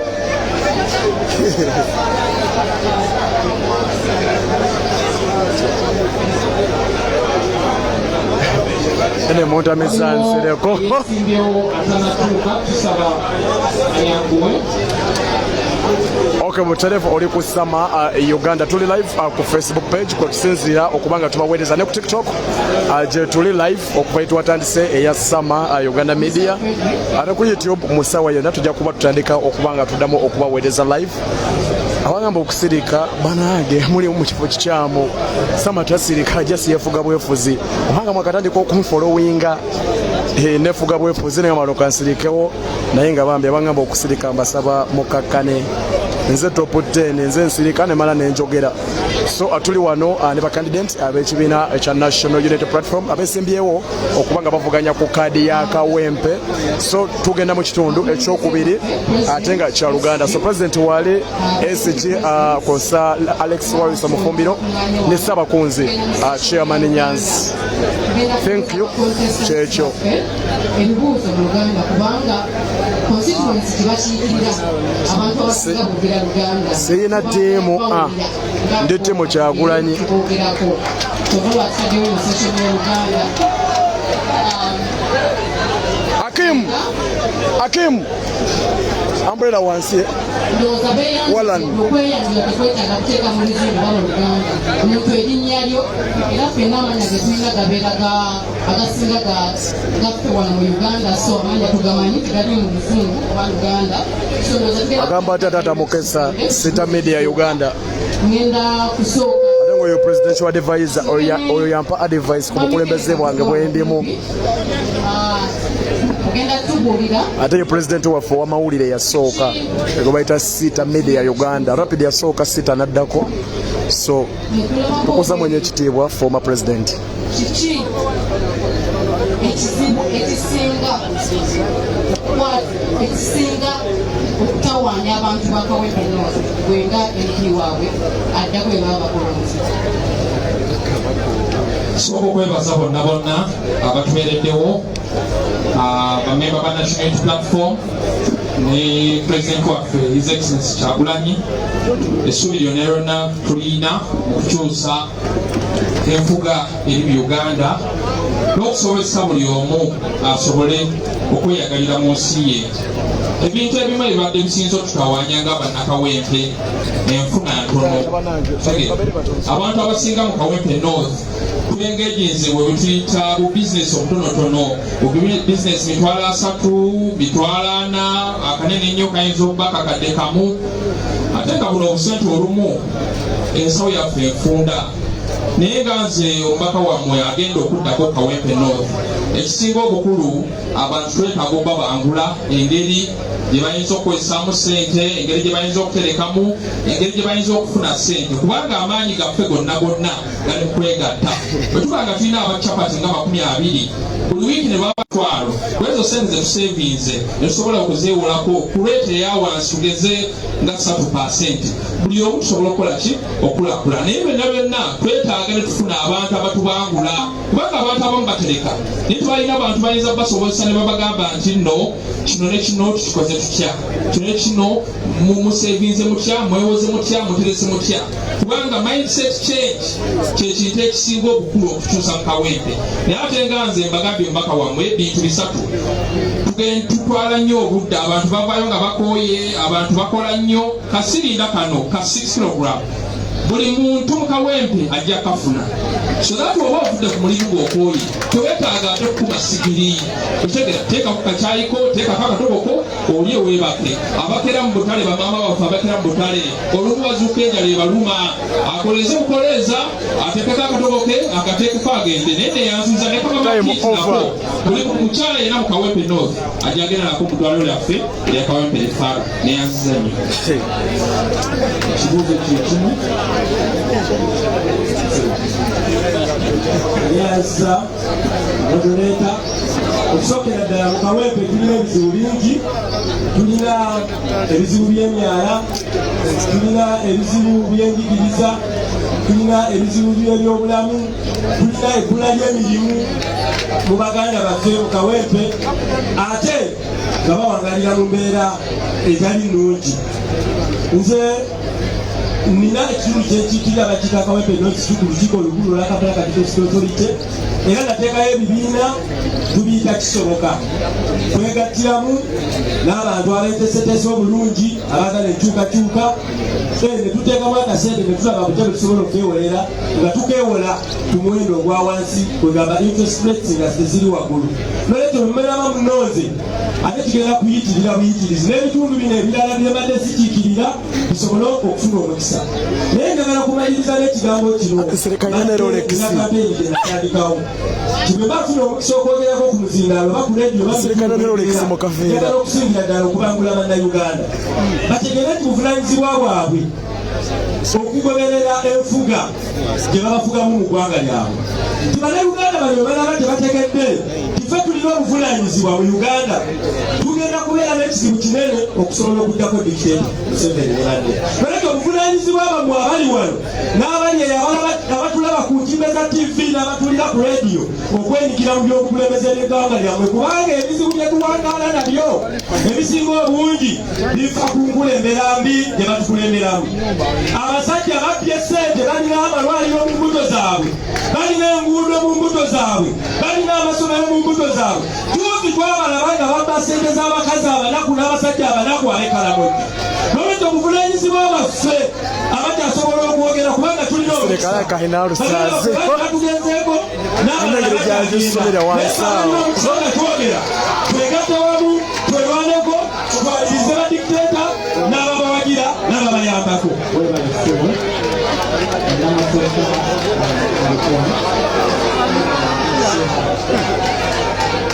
Sabatuulirize webale nnyo ssebo. Buli gavumenti ejja mu buyinza ebeeri n'obuvunaanyizibwa bwa kulwanyisa ebizibu 3 byokka tekuli kyabuna: obwavu, endwadde n'obutamanya. Gavumenti efugisa enkanu ng'ekulemberwa munnamagye Museveni ewaffe tesobolanga kulwanyisa bizibu ebyo ebisatu byenjogeddeko: obwavu, endwadde n'obutamanya. By'ebizibu ebinene ebiriwo, toyina bw'osobola byawulamu. bw'otunuulira obwavu buleetera abavubuka okulemererwa okusoma ne batafuna bukugu ne batafuna mirimu ne babeera mu kasolo gurupu. Abazadde basula mu mbeera mbi. Enguudo zaffe zijjudde agannya nabwekityo tuli mu kaseera kazibu. Ebizibu tolinaayo kimu ky'ogamba wabula byonna olina okubinokolayo. Tetulina bujjanjabi bulungi, tetulina byanjigiriza bitegeerekeka, enguudo mbi, tusula bubi, abavubuka tebalina mirimu ate tebaweeka mirimu. Mwebale nnyo tebalina mirimu ate tebaweeka mirimu. Gasikategedde okusookera ddala tebalina mirimu ate tebaweeka mirimu. Robert Kyagulanyi His Excellency the President of Uganda, Robert Kyagulanyi Ssentamu. Tuleke engalo ezaama. People power! People power! Kadeka gasa mulinzi nsereko. Obuzibu obuli mu Kawempe North ekisookera ddala Kawempe North tulina amasomero 2 aga UPE. Amasomero aga naye amasomero gonna ogagendamu nga gagudde olumeke. Juzi nali ngambula ku Luganda ngayongeddemu amaanyi. Ekyemunanda bananga mwana wange kyekuliko tetukitegeera. Wasomeseza wali essomero ligudde olulege akasente kafuna tewali. Omusajja yaŋŋamba yalemansa yantuuza naŋŋamba tulina abaana 105 buli mwana bamusasulira $5,500. Omwana wa UPE ow'Ekawempe agenda kuvuganya n'omwana w'e-Buddo. Can you imagine? Banakawempe eno gavumenti etufugidde emyaka 4 kwewuunya gwe atakwewunya ze gwenewuunya bw'ogamba ng'okyebase nga baakakufugira emyaka 4. Masomero mafu malwalye temuli ddagala. Genda Kawempe ebituletira Manakawempe egenda kuwali emulago eguli wali Ekawempe wali eddwaliro ly'Ekawempe. Genda abaana abakyala abafanga bazaala kirumya kikwasa ennaku ku gavumenti etufugidde emyaka 4 nga tesobola kuteekayo eddagala malwaliro nga tesobola kubabujjanjabi bakyala. Abakyala bafa baganda bange muve mu kuseka. Eno 2025 His Excellency the President of Uganda we yagambye tusiimudde twetaaga ne twerwanako. Abooluganda amazima gali nti Banakawempe North n'eggwanga Uganda tuli mu buwambe. God bless you.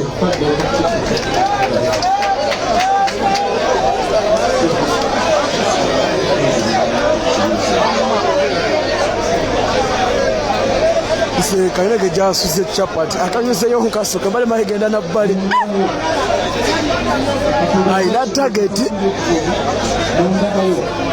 kizibu ki ekisinga okutawanya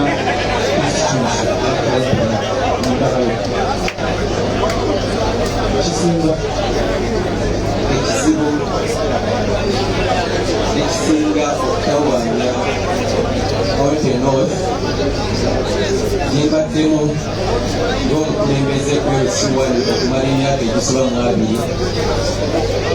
2 tunuulidde nga endwadde y'obutamanya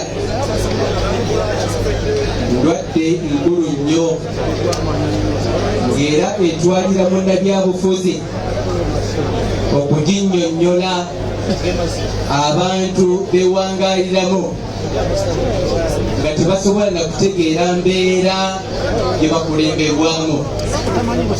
Abantu beerabidde n'enkulembera ebakulemberwamu. Bamanyi ba tuli mu multi-party politics, bamanyi ba tuli mu NRM. Ekitundu kyange kiwangaaliddemu nnyo abakyala bangi nga ye bannannyini maka ng'abaami baabadduukako dda olw'embeera ey'obwavu ng'abaami tebakyasobola kuyimirizamu maka gaabwe. Kyova olaba nga muwulira nnyo bugurupu obwo kasolo gurupu n'ebirala. Kyova olaba mu pulogulamu yange mulimu okukola essomero ery'abakulu buli muntu asobole okufuna ku buyigirize ategeere ku bigenda mu maaso.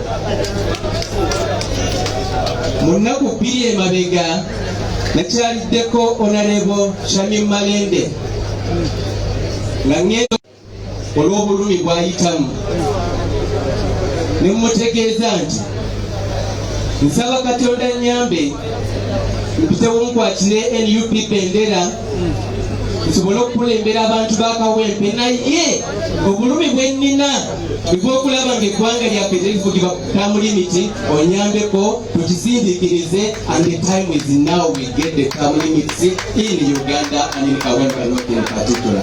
Mwebale nnyo, mwebale kasi.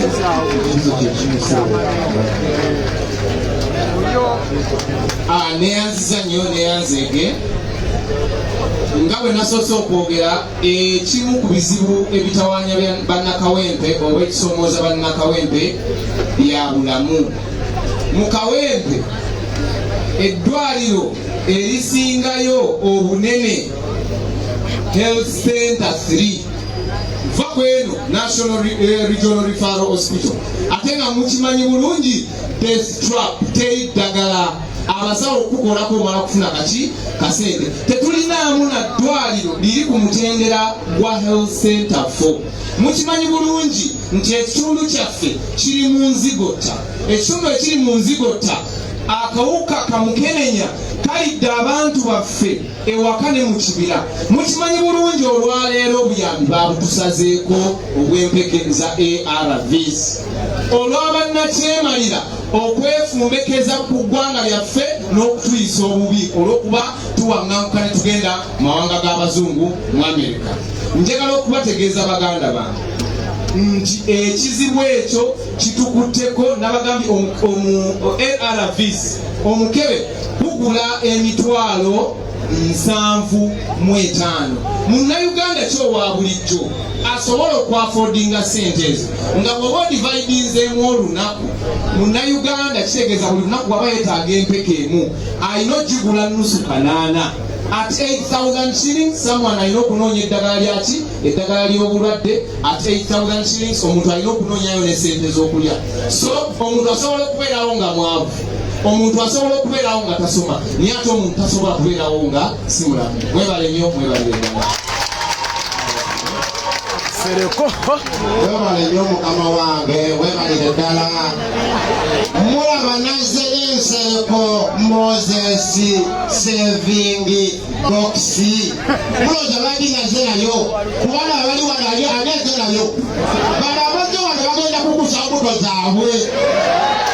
Nze nabagambye nzereko Moses eke wakayima akasola akasinga omugezi. Obona mugamba simanyi luzungu sirwogedde. Hello boss. Abantu bakola oluzungu baagala ffe aba akishoni abakolerawo nsereko Moses saving box mugirawa abasinga temuntegeera. Nsereko ndi musajja mukakala kuba neyisanga mwavu, nina kampuni ewola sente. Nsereko Moses Manifesto company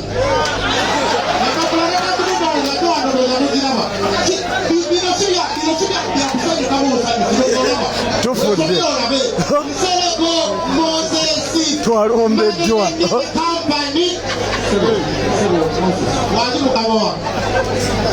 balimu bagezako mukakanya. Akade tugenda kwongerako katono. Ese mukama wange twagala kumanya olinga ayagala bannaye twalombeddwa muno engineer wakiri neyogedde ku lending rate n'agamba 3%. Twagala kumanya kampani yo ekola etya habari yange tebana baana kibuuza dda kirombeddewo nebabakwata babayisa bubi nebabakuba nebaddaku ebyabo nga nebana nakimala dagenda kiddamu kirungi nyo wakiteekawo ekola etya okuyamba omuntu wa bulijjo. neyanza mukama wange musooke mutegerezereko Moses yali akalulu ka 221 wekagwa bwe kati negamba ekyamutunuulira okuyamba abantu bange. Negenda mu kyalo netunda ku ttaka natunda eka 10 ez'ettaka netandika kampani eno gye bayita Nsereko Moses Manifesto company. Netandika okuyamba abantu abeerubaga n'okulawo Mr. President n'okubana bakusudira Kawempe North Sirubaga njenduka okulawo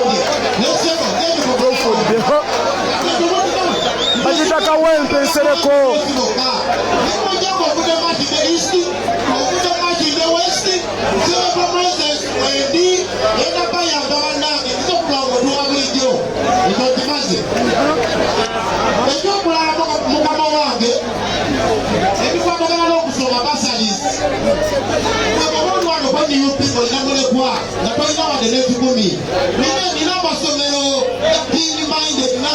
Primary schools.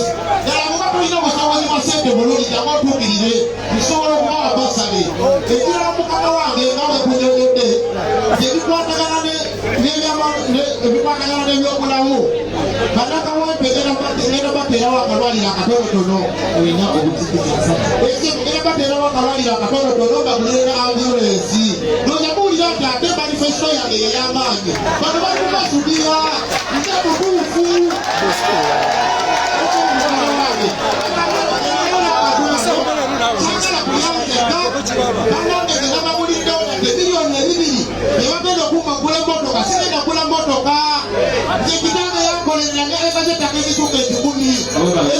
Obudde buweddeyo n'omuzira nagugaanidde. Omuzindala agugaanidde.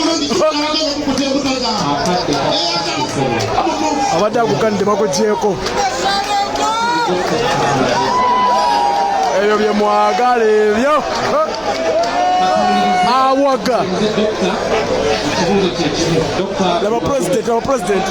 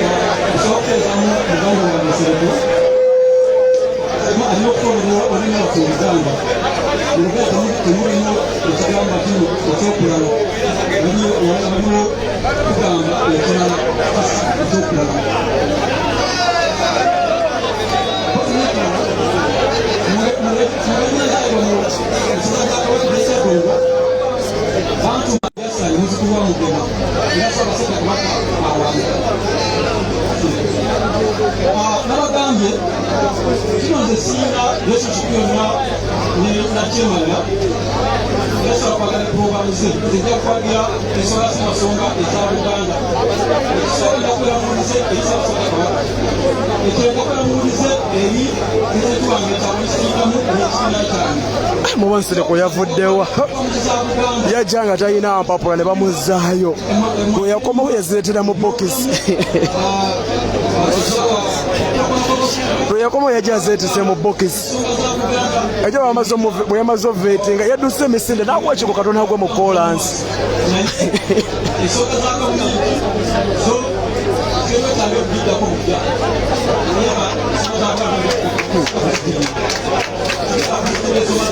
Obono Mwensereko yazze kuba bulamu bwa bizinesi ze.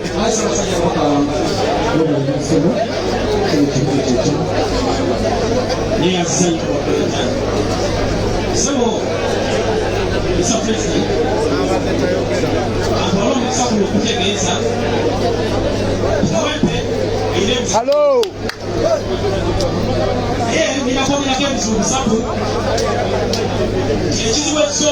Bana tukaneza ku maloboozi.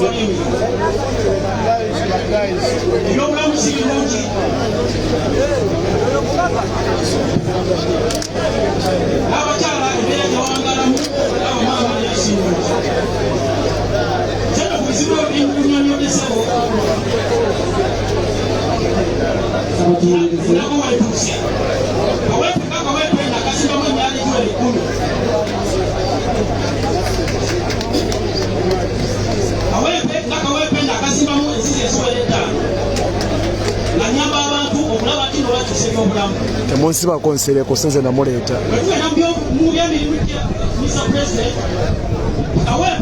Yonna ekudde kuyiika kasanvu mu lukaaga musatu naye kuyiika ezo akasanvu mu lukaaga musatu nze ng'omuntu aliwo olusebo obusalyawo ninawo nyiika ssatu nga yiika ezo zonna naziteekako byenfuna kuliko shopping mall ninako hotels nga neera sebo zayimiridde wano nina abakozi 3 mu kaweepo Kawumbe ekisumu kyayunga ebizibu by'akawempe mbimanyi ekirungi sebo n'abantu abamu bakandideti baffe be tulina wano sebo era basula ku nnyumba zange ambalisiza bulungi okubeera musaala ennyo okulaba nti nokulomatinga ebyentula mu kawempe ebawulamu bikozeeko abakyala ekimotoka wanirira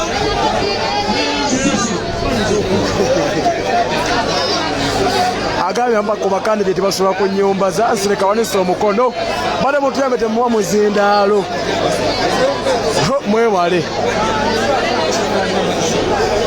neyanza nnyo moderator azene segebox kati abaka ba palamenti abaliwo bamemba b'ekibiina mwenna nze luwemba luuswa muhammad ndi musanyufu nnyo olw'abaganda bange bano aboogedde ebintu ebiyitirivu ennyo naye nga ebikolwa bitono nnyo bwe balabye.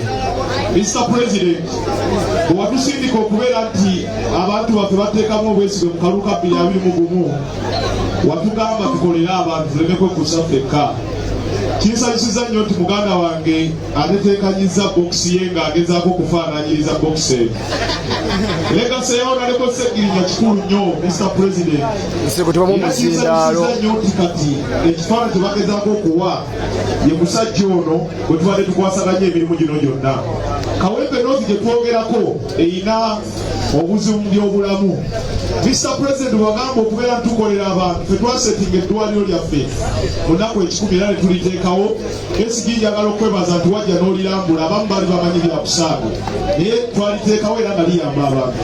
Eddwaliro eryo lyaggalwabuliddwa ensimbi nga muganda waffe asibiddwa. Mr. President, Mr. President neyamba mu maaso go engeri gy'ogamba nti National Unity Platform tulina kuba bakozi ate nga service delivery kwe tutambulira ng'ezimu ku values.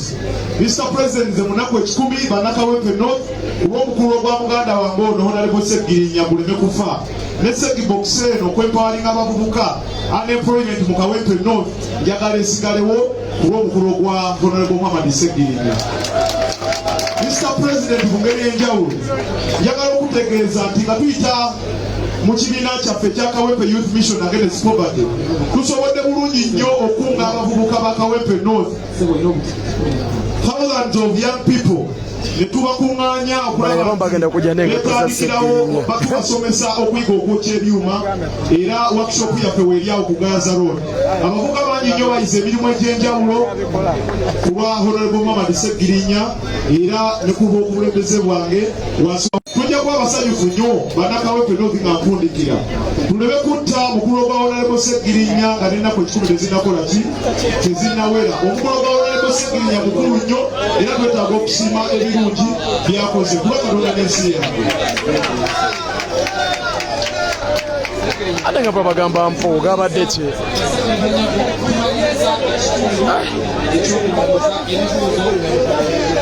ekisembayo era ekirina okufundikira eno debate pulira mpuuga afuuse empuuga. buli kandidate wano agenda kufuna munne gwabuuza ekibuuzo era n'oli naye amubuuza ekibuuzo basooke bawalizi wa Bobi Nsereko obudikiti 3 mwerondemu agenda okwebuuza ekibuuzo Nabansereko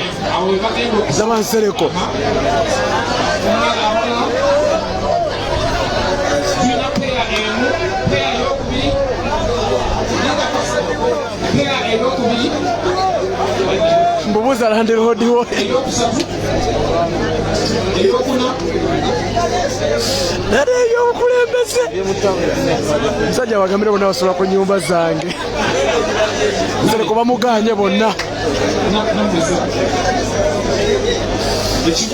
Nsereko bamuganye bambira bwatunula bambi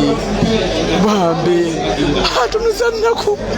Ekibuuzo tekirina kusukka butikiti 3 eyeba efuuse speech okuddamu dakiika emu. ngenda buuza Honorable Nalukola olunaku lweggulo wakoze speech ku mawulire ng'oyogera n'abannamawulire n'ogamba oli wa Democratic Party kikuleese wano leka kuningana wano bannakawempe tusobola okukaganya tulina omuntu omukyamu Nalukola wa Democratic Party Katonda wange Katonda wange Mama nyabo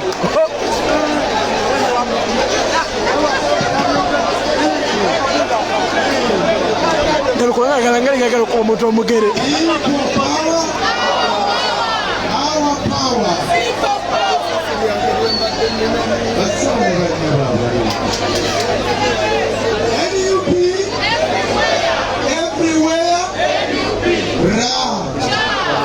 kusabye ndimo kwazana abantu abayitizo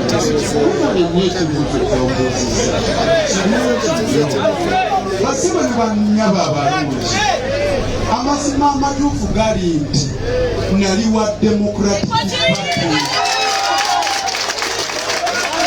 okutuusa omwaka ogwaggwa bwe nalekulira Democratic Party ayogera nammwe siri roboti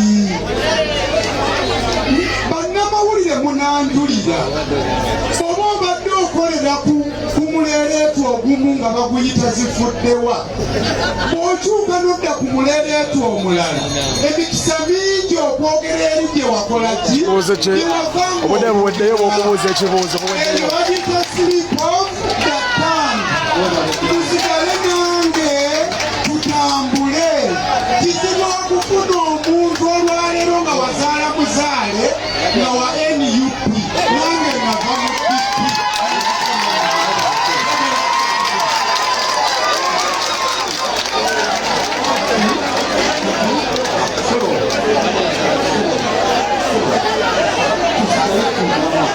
Levansereko bwe yensooza Levansereko bwe yensooza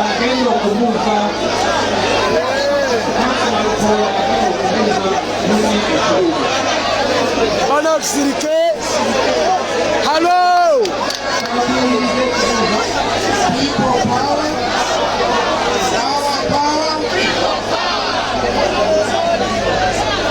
Mukakana ne bayite kutya omuliro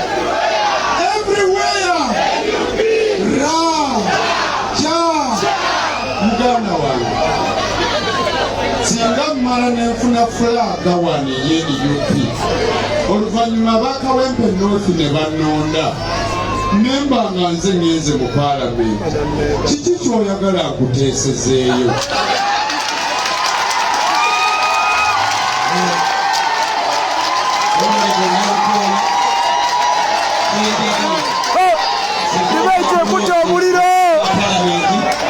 ensookera ddala njagala olabe bannakawempe omusolo gugenderako kawempe nga kawempe asi kawempe tetusinga osasula omusolo mu Kampala naye kawempe north nga kawempe yonna erekeddwa so Honorable Nalukola singa oyiseemu ng'omubaka wa Paalamenti twagala tulabe ogwo omusolo ogwo ogusolozebwa mu kawempe north gukola mulimu ki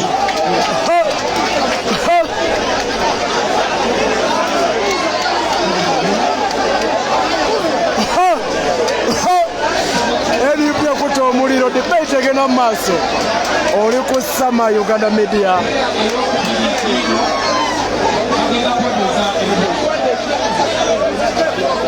kane tukakane bali bagala lwana ate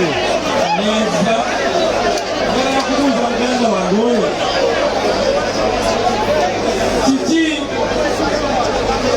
kyalaba ekibiina kya NUP kyekisinga ku bibiina ebirala ebiri mu Uganda Soka njagala okwebaza kamwokyezza His Excellency Kyagulanyi Robert Sentamu kamwokyezza olw'okuwa visioni n'atukubiriza ffenna tujje twetabe mu byobufuzi twetabe mu kulembera Uganda eno nandibadde ensawo neetuula n'enywaka kyawo kakawa kange n'enywaka pizza zange ngamba professional kanjireke zijepereza abantu bekawempe NUP tuwadde omukisa ffenna toli muntu yenna yenna bagana tutusoonya abantu abayigirize buli omu yenna yenna afunye omukisa okukola ki saali badde wano singa badde mu kibiina kirala naye okwebaza national platform otegeera esobola okunsikiriza n'enkyusa endowooza zange ne ngamba kino kansooka ekireke zijepereze abantu bekawempe era manyi mwenna kawempe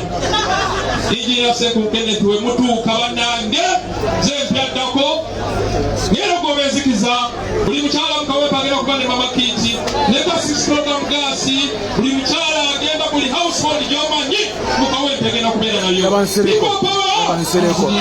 everywhere you are. Ayina box zikyali mpya zisala n'osala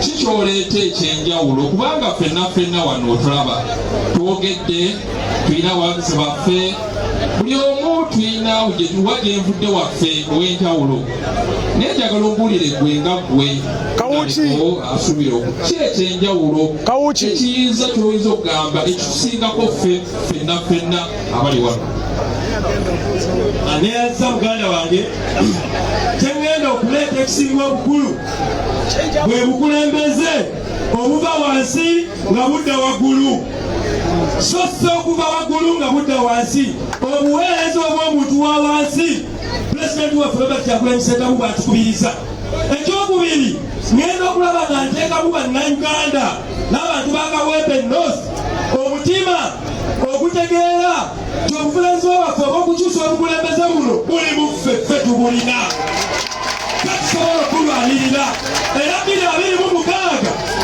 tugenda kubeera ne kyebayita protest vote wosigala wolondera wetusimbula paka nga batulangiridde wetekikwetagisa kuva wolondera londa obeerewo 11 tugenda kusimbulaawo nga tugenda gye balangirira oba oli soloti tandika oba oli Masaka tandika owegeweka tandika owekalewe tandika fenna tukimalira nambole mpaka entebe mu ntebe tulunule nga bannayuganda mwebale nnyo mwebagire eddala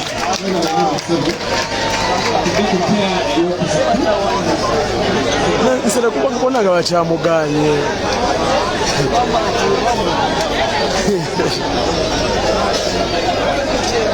People, power.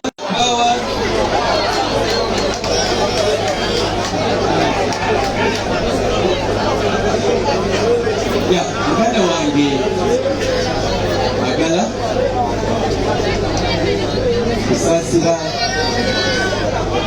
nti wayita mu bizibu bingi olw'okubeera okuvuganya gavumenti yamusibira mu ggwa ne bakusiba obeerayo oteeseteese otya okuyamba basibe banno bewaleka mu kkomera neyanzizanya omuganda wange ekyo kibuuzo kirungi nnyo mwenna mukimanyi bulungi nti nze Magala Umar ayimiridde nammwe wano nakasiba emirundi egiwerako ng'omulundi ogwasooka twali Kayunga nga tugenze okuuma akalulu ka muganda waffe nakweddeke babba era bwe batusiba n'abantu bangi mwalimu MP Kalwanga mwalimu meya w'Ekira meya Mutebi mwalimu ne komisona Rahma Juma naye nasigala ku mazima ne bwe bansiba ku luno nga bataddeko ebisangosango eruzira mukomere erisemberayo ddala waggulu maximum security prison nekwata ennaku 10 nekwata ennaku 2 nekwata ennaku 3 nekwata ennaku 4 nekwata ennaku 5 nekwata ennaku 6 nga ngamba twagala kujjako dictator president waffe okubategeeza muganda wange mulungu ekibuuzo ky'ombuuzizza it is painted all over me kindiko yensonga lwaki outfit eno gye nayambadde kuliko baganda bange abasibe abali mu makomera tukyababanja ba political prisoners mwebale nnyo mwebalire ddala okulamuza ekibuuzo ssentebe wakazo Angola sebo obadde ssentebe bangadde nnyo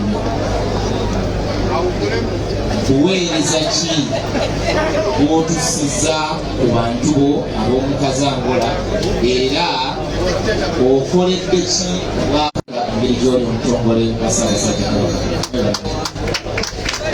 nnyo ekyomukisa bali wano nze omu ku beesinga okubaka wa paalamenti kiraga nti ssentebe bw'ekyalo muganda wange ebizibu bye nasanga mu bantu abali mu bitundu byetukulembera ebya gate areas butaba na mirimu naye nsobodde okuwa emirimu abantu abasoba mu mitwalo 50 nga mbawa ebbaluwa ku bwereere abagali kusasula wadde ekikulu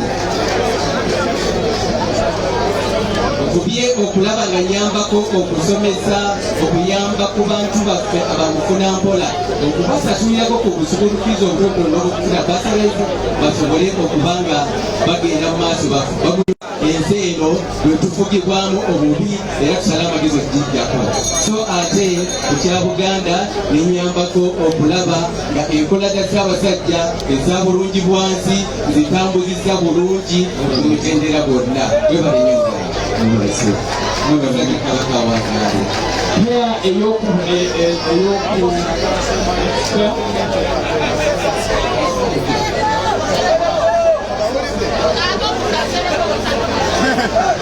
Bisereko buli omu amudduka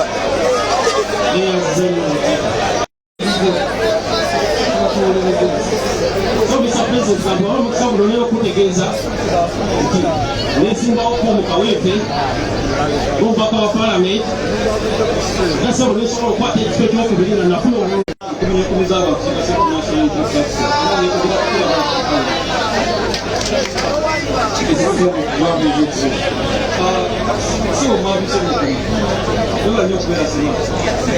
naye ate puroguramu zezo zowaze zogenda mukawempe ana agirako abadi onakoyita nakyemani lwaki onyimba abantu lwakiakyemani yeyazize nnyo uganda wange omusajja musuubuzi puroguramu ezo zogedde wano naye nali nanisandika dda nasinga bana kwegatta ku national platform ate ninaseba ontwala omukisa guno okutegeeza nti nze sibeerangako mu kibiina kyonna ekibiina kyensoose okubeeramu enational platform sebo enteekateeka eyo ejja kutambula nga era ebintu ebyo nga mbikola mu community byonna mbikola ngaboomotinga ekibiina kya national Sereko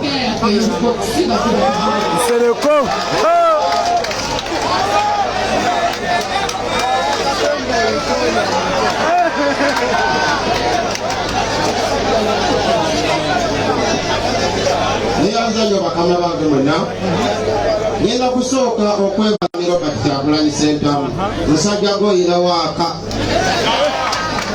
obwemupi nayina bwagala 96 nagajja wange antwala okusoma nga ndi mupi wano naye nga ntya nga ndimu akatengo naye ngenda okulaba okanze jjajja mwami n'omuteekamu engwalawo naye nga mpaa buli kimu kisoboka obaoba kati nserekani atamanyi nze nkulendinga kati banagejagendo muganda wange ono sigenda kubuuza kibuuzo lwaki babadonese bizinesi nga nange nyansereko Moses boxi kati ngenda musaba busabi aje tukwatagane muwe omulimu gwa personal assistant soba kwogenda okubeera personal assistant wange mutambuze emirimu gyamukama waffe onanawasekirira so tugenda okubuuza kibuuzo mukama wange yangu okuwa omulimu sebo yakabokisi kakalesebo tandika okusevenga sebo mukama wange kanga bokisi so mukama wange tukuwadde era kusubiza omulimu nogenda okubeera personal assistant wange abantu bakawempe nosi bonna bakkiriza newonalewolo kati Kyagulanyi Ssentamu nenuku yonna bayanza bana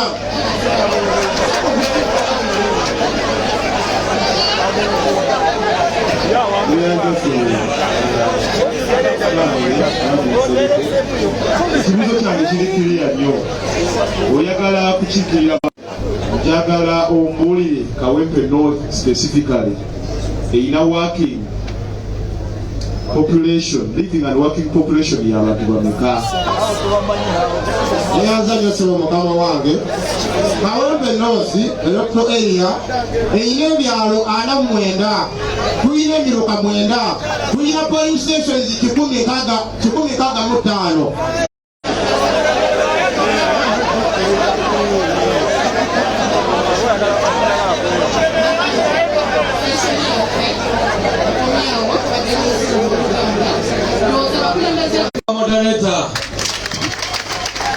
Moderator, Usina Kao. Thank you very much, Comrade Kalamaji Andrew. Thank you so much, Dr. Narupago. Obugalo kwa candidate. Ninaleba wakulu kwa mungalo banani. Kwa candidate. And now, people power. Our power. Please take your seats. Obugalo Election Management Committee.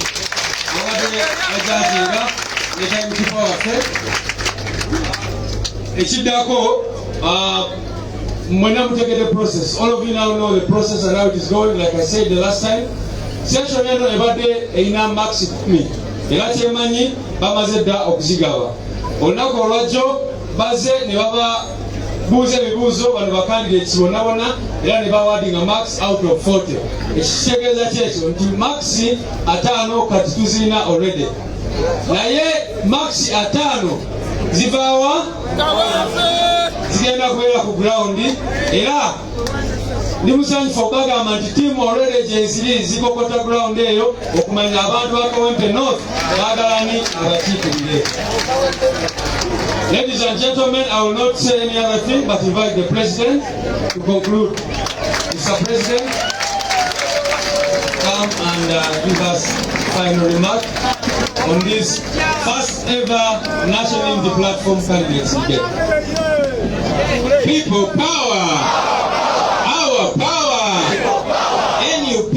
And everywhere! I want to congratulate all of you, our able candidates. This was not only informative, it was also entertaining. Thank you very much. Jengo motu nimedwa nyo debate eno. Kaka sana abantu abatulaba wana Uganda ne Bulanja bajimidwa. I want to salute our election management committee. Thank you very much. The membership, the leadership of the National Unity Platform, all of you ladies and gentlemen, most importantly the media, thank you for amplifying this far and wide. Basebo ne banyabo kino tukikoze tetunabeera mbuyinza naye tulowooza nti ekibiina bwekitibwe kino okufactioninga. Tukkiriza nti ffe ng'ekibiina tulina obuvunaanyizibwa okulondobamu oyo omuntu asaanidde okukiikirira abantu ng'ate nga tukikola mu bwerufu mu lujjudde nga tetulina kyekubira yonna. So njagala obeebaza mwenna abenyigidde mweno process. Tuli aware nti mwenna mumanyi kyemukola era mwewaddeyo okugoberera amateeka n'emitendera na byonna byetukkiririzaamu. SG already akibagambye nti abantu baffe batuuse dda ku ground nga bakwebuuzaako manya abo ffe tubasindise.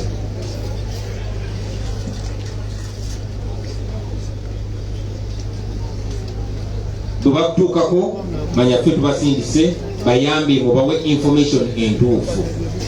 Tumanyi nti wayinza n'okubaayo eyo abagezaako okuinfluencinga oba okutiisatiisa abantu okubawandiikisa omumakinga sure bawuyita report batuleetera report enkyamu. Tubimanyi era tubigoberera. Akakiiko kaffe kagoberera, abantu bagoberera, ensi yonna egoberera, nange kennyini ngoberera. Akakiiko kaffe tukalinamu obwesimbu era tukakasa nti candidate gwe mugenda otuleetera yo yennyini anaaba asaanidde. Muli independent, tubeesiga mukole omulimu ku lwa NUP, ku lwa Kawempe ne ku lwa Uganda. Twagala okubaagaliza obuwanguzi mwena. May the best man win. Nsanyuse nnyo mwebale kuwangana kitiibwa nakwewa kitiibwa mwe ng'abantu. There are those particular moments that I saw that made me full with pride. Mwebale nnyo mwebalire ddala tubenyumirizaamu mwena abakulembeze baffe. Nze mu ndaba yange mwena musaanidde okubeera ba MP. Naye kakasa alina enkizo yagenda okubasumukamu naye nga mwena musaanidde. Mwebale nnyo mwebalire ddala. Mpozi nga maliriza olunaku lwaleero twafunye amawulire ag'ennaku Muzeeyi Kirizesito mu Kiwanuka taata wa Ashraf Kasirye atuvudde ku maaso. Bamutomedde muzeeyi oyo mumanyi taata wa Ashraf abadde atwagala nnyo nga buli akakubye ajja wano n'atwebuzaako ne bwawulira ekyamu eyo ajja n'atuteeka ku sport tukinyonyole. Mukadde waffe tujja musubwa nnyo Mukama mumuze emirembe naffe tulina okugenda mu maaso n'olw'ensonga eyo abantu ba Kawempe North mwena mwenyigire mwene ensonga. Tubaleetera candidate very soon. Naye twagala tubaleetere candidate mu bwerufu, si bino bya dictator Museveni kugamba ani ankolerawo n'alondebwayo oyo. Kyokka nga kyekibiina ekiri mu buyinza ekyo kibalage democracy level yaabwe weri. N'ebibiina ebirala tetubyogerera bubi naye twagala okubiwa ekyokulabirako mu Uganda empya ebintu bwe biti bijja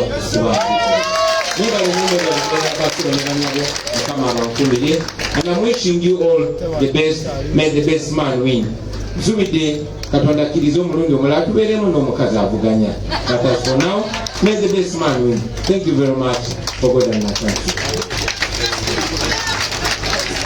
We will stand up for the anthems.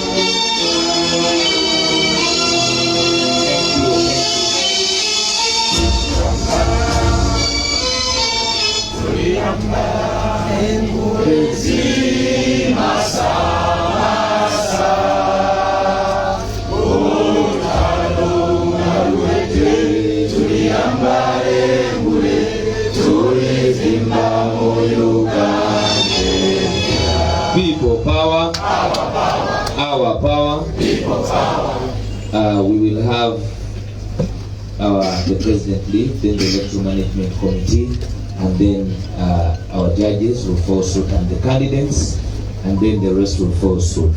So let's have the electoral committee and the judges leave, and then you will respect the candidates as well to leave, and then the rest of us will leave. The judges, please. You're welcome. Thank you very much, Councillor Karamati. Thank you very much for inspiring so many people. I have privately told you that you inspire me as well. So I'm humbled that you're here doing a great job. Dr. Nalukwago, thank you very much. I'm very proud to know you, of course, as well. And our candidates. Our candidates, you can as well seek leave. Thank you very much, all of you. Thank you so very much.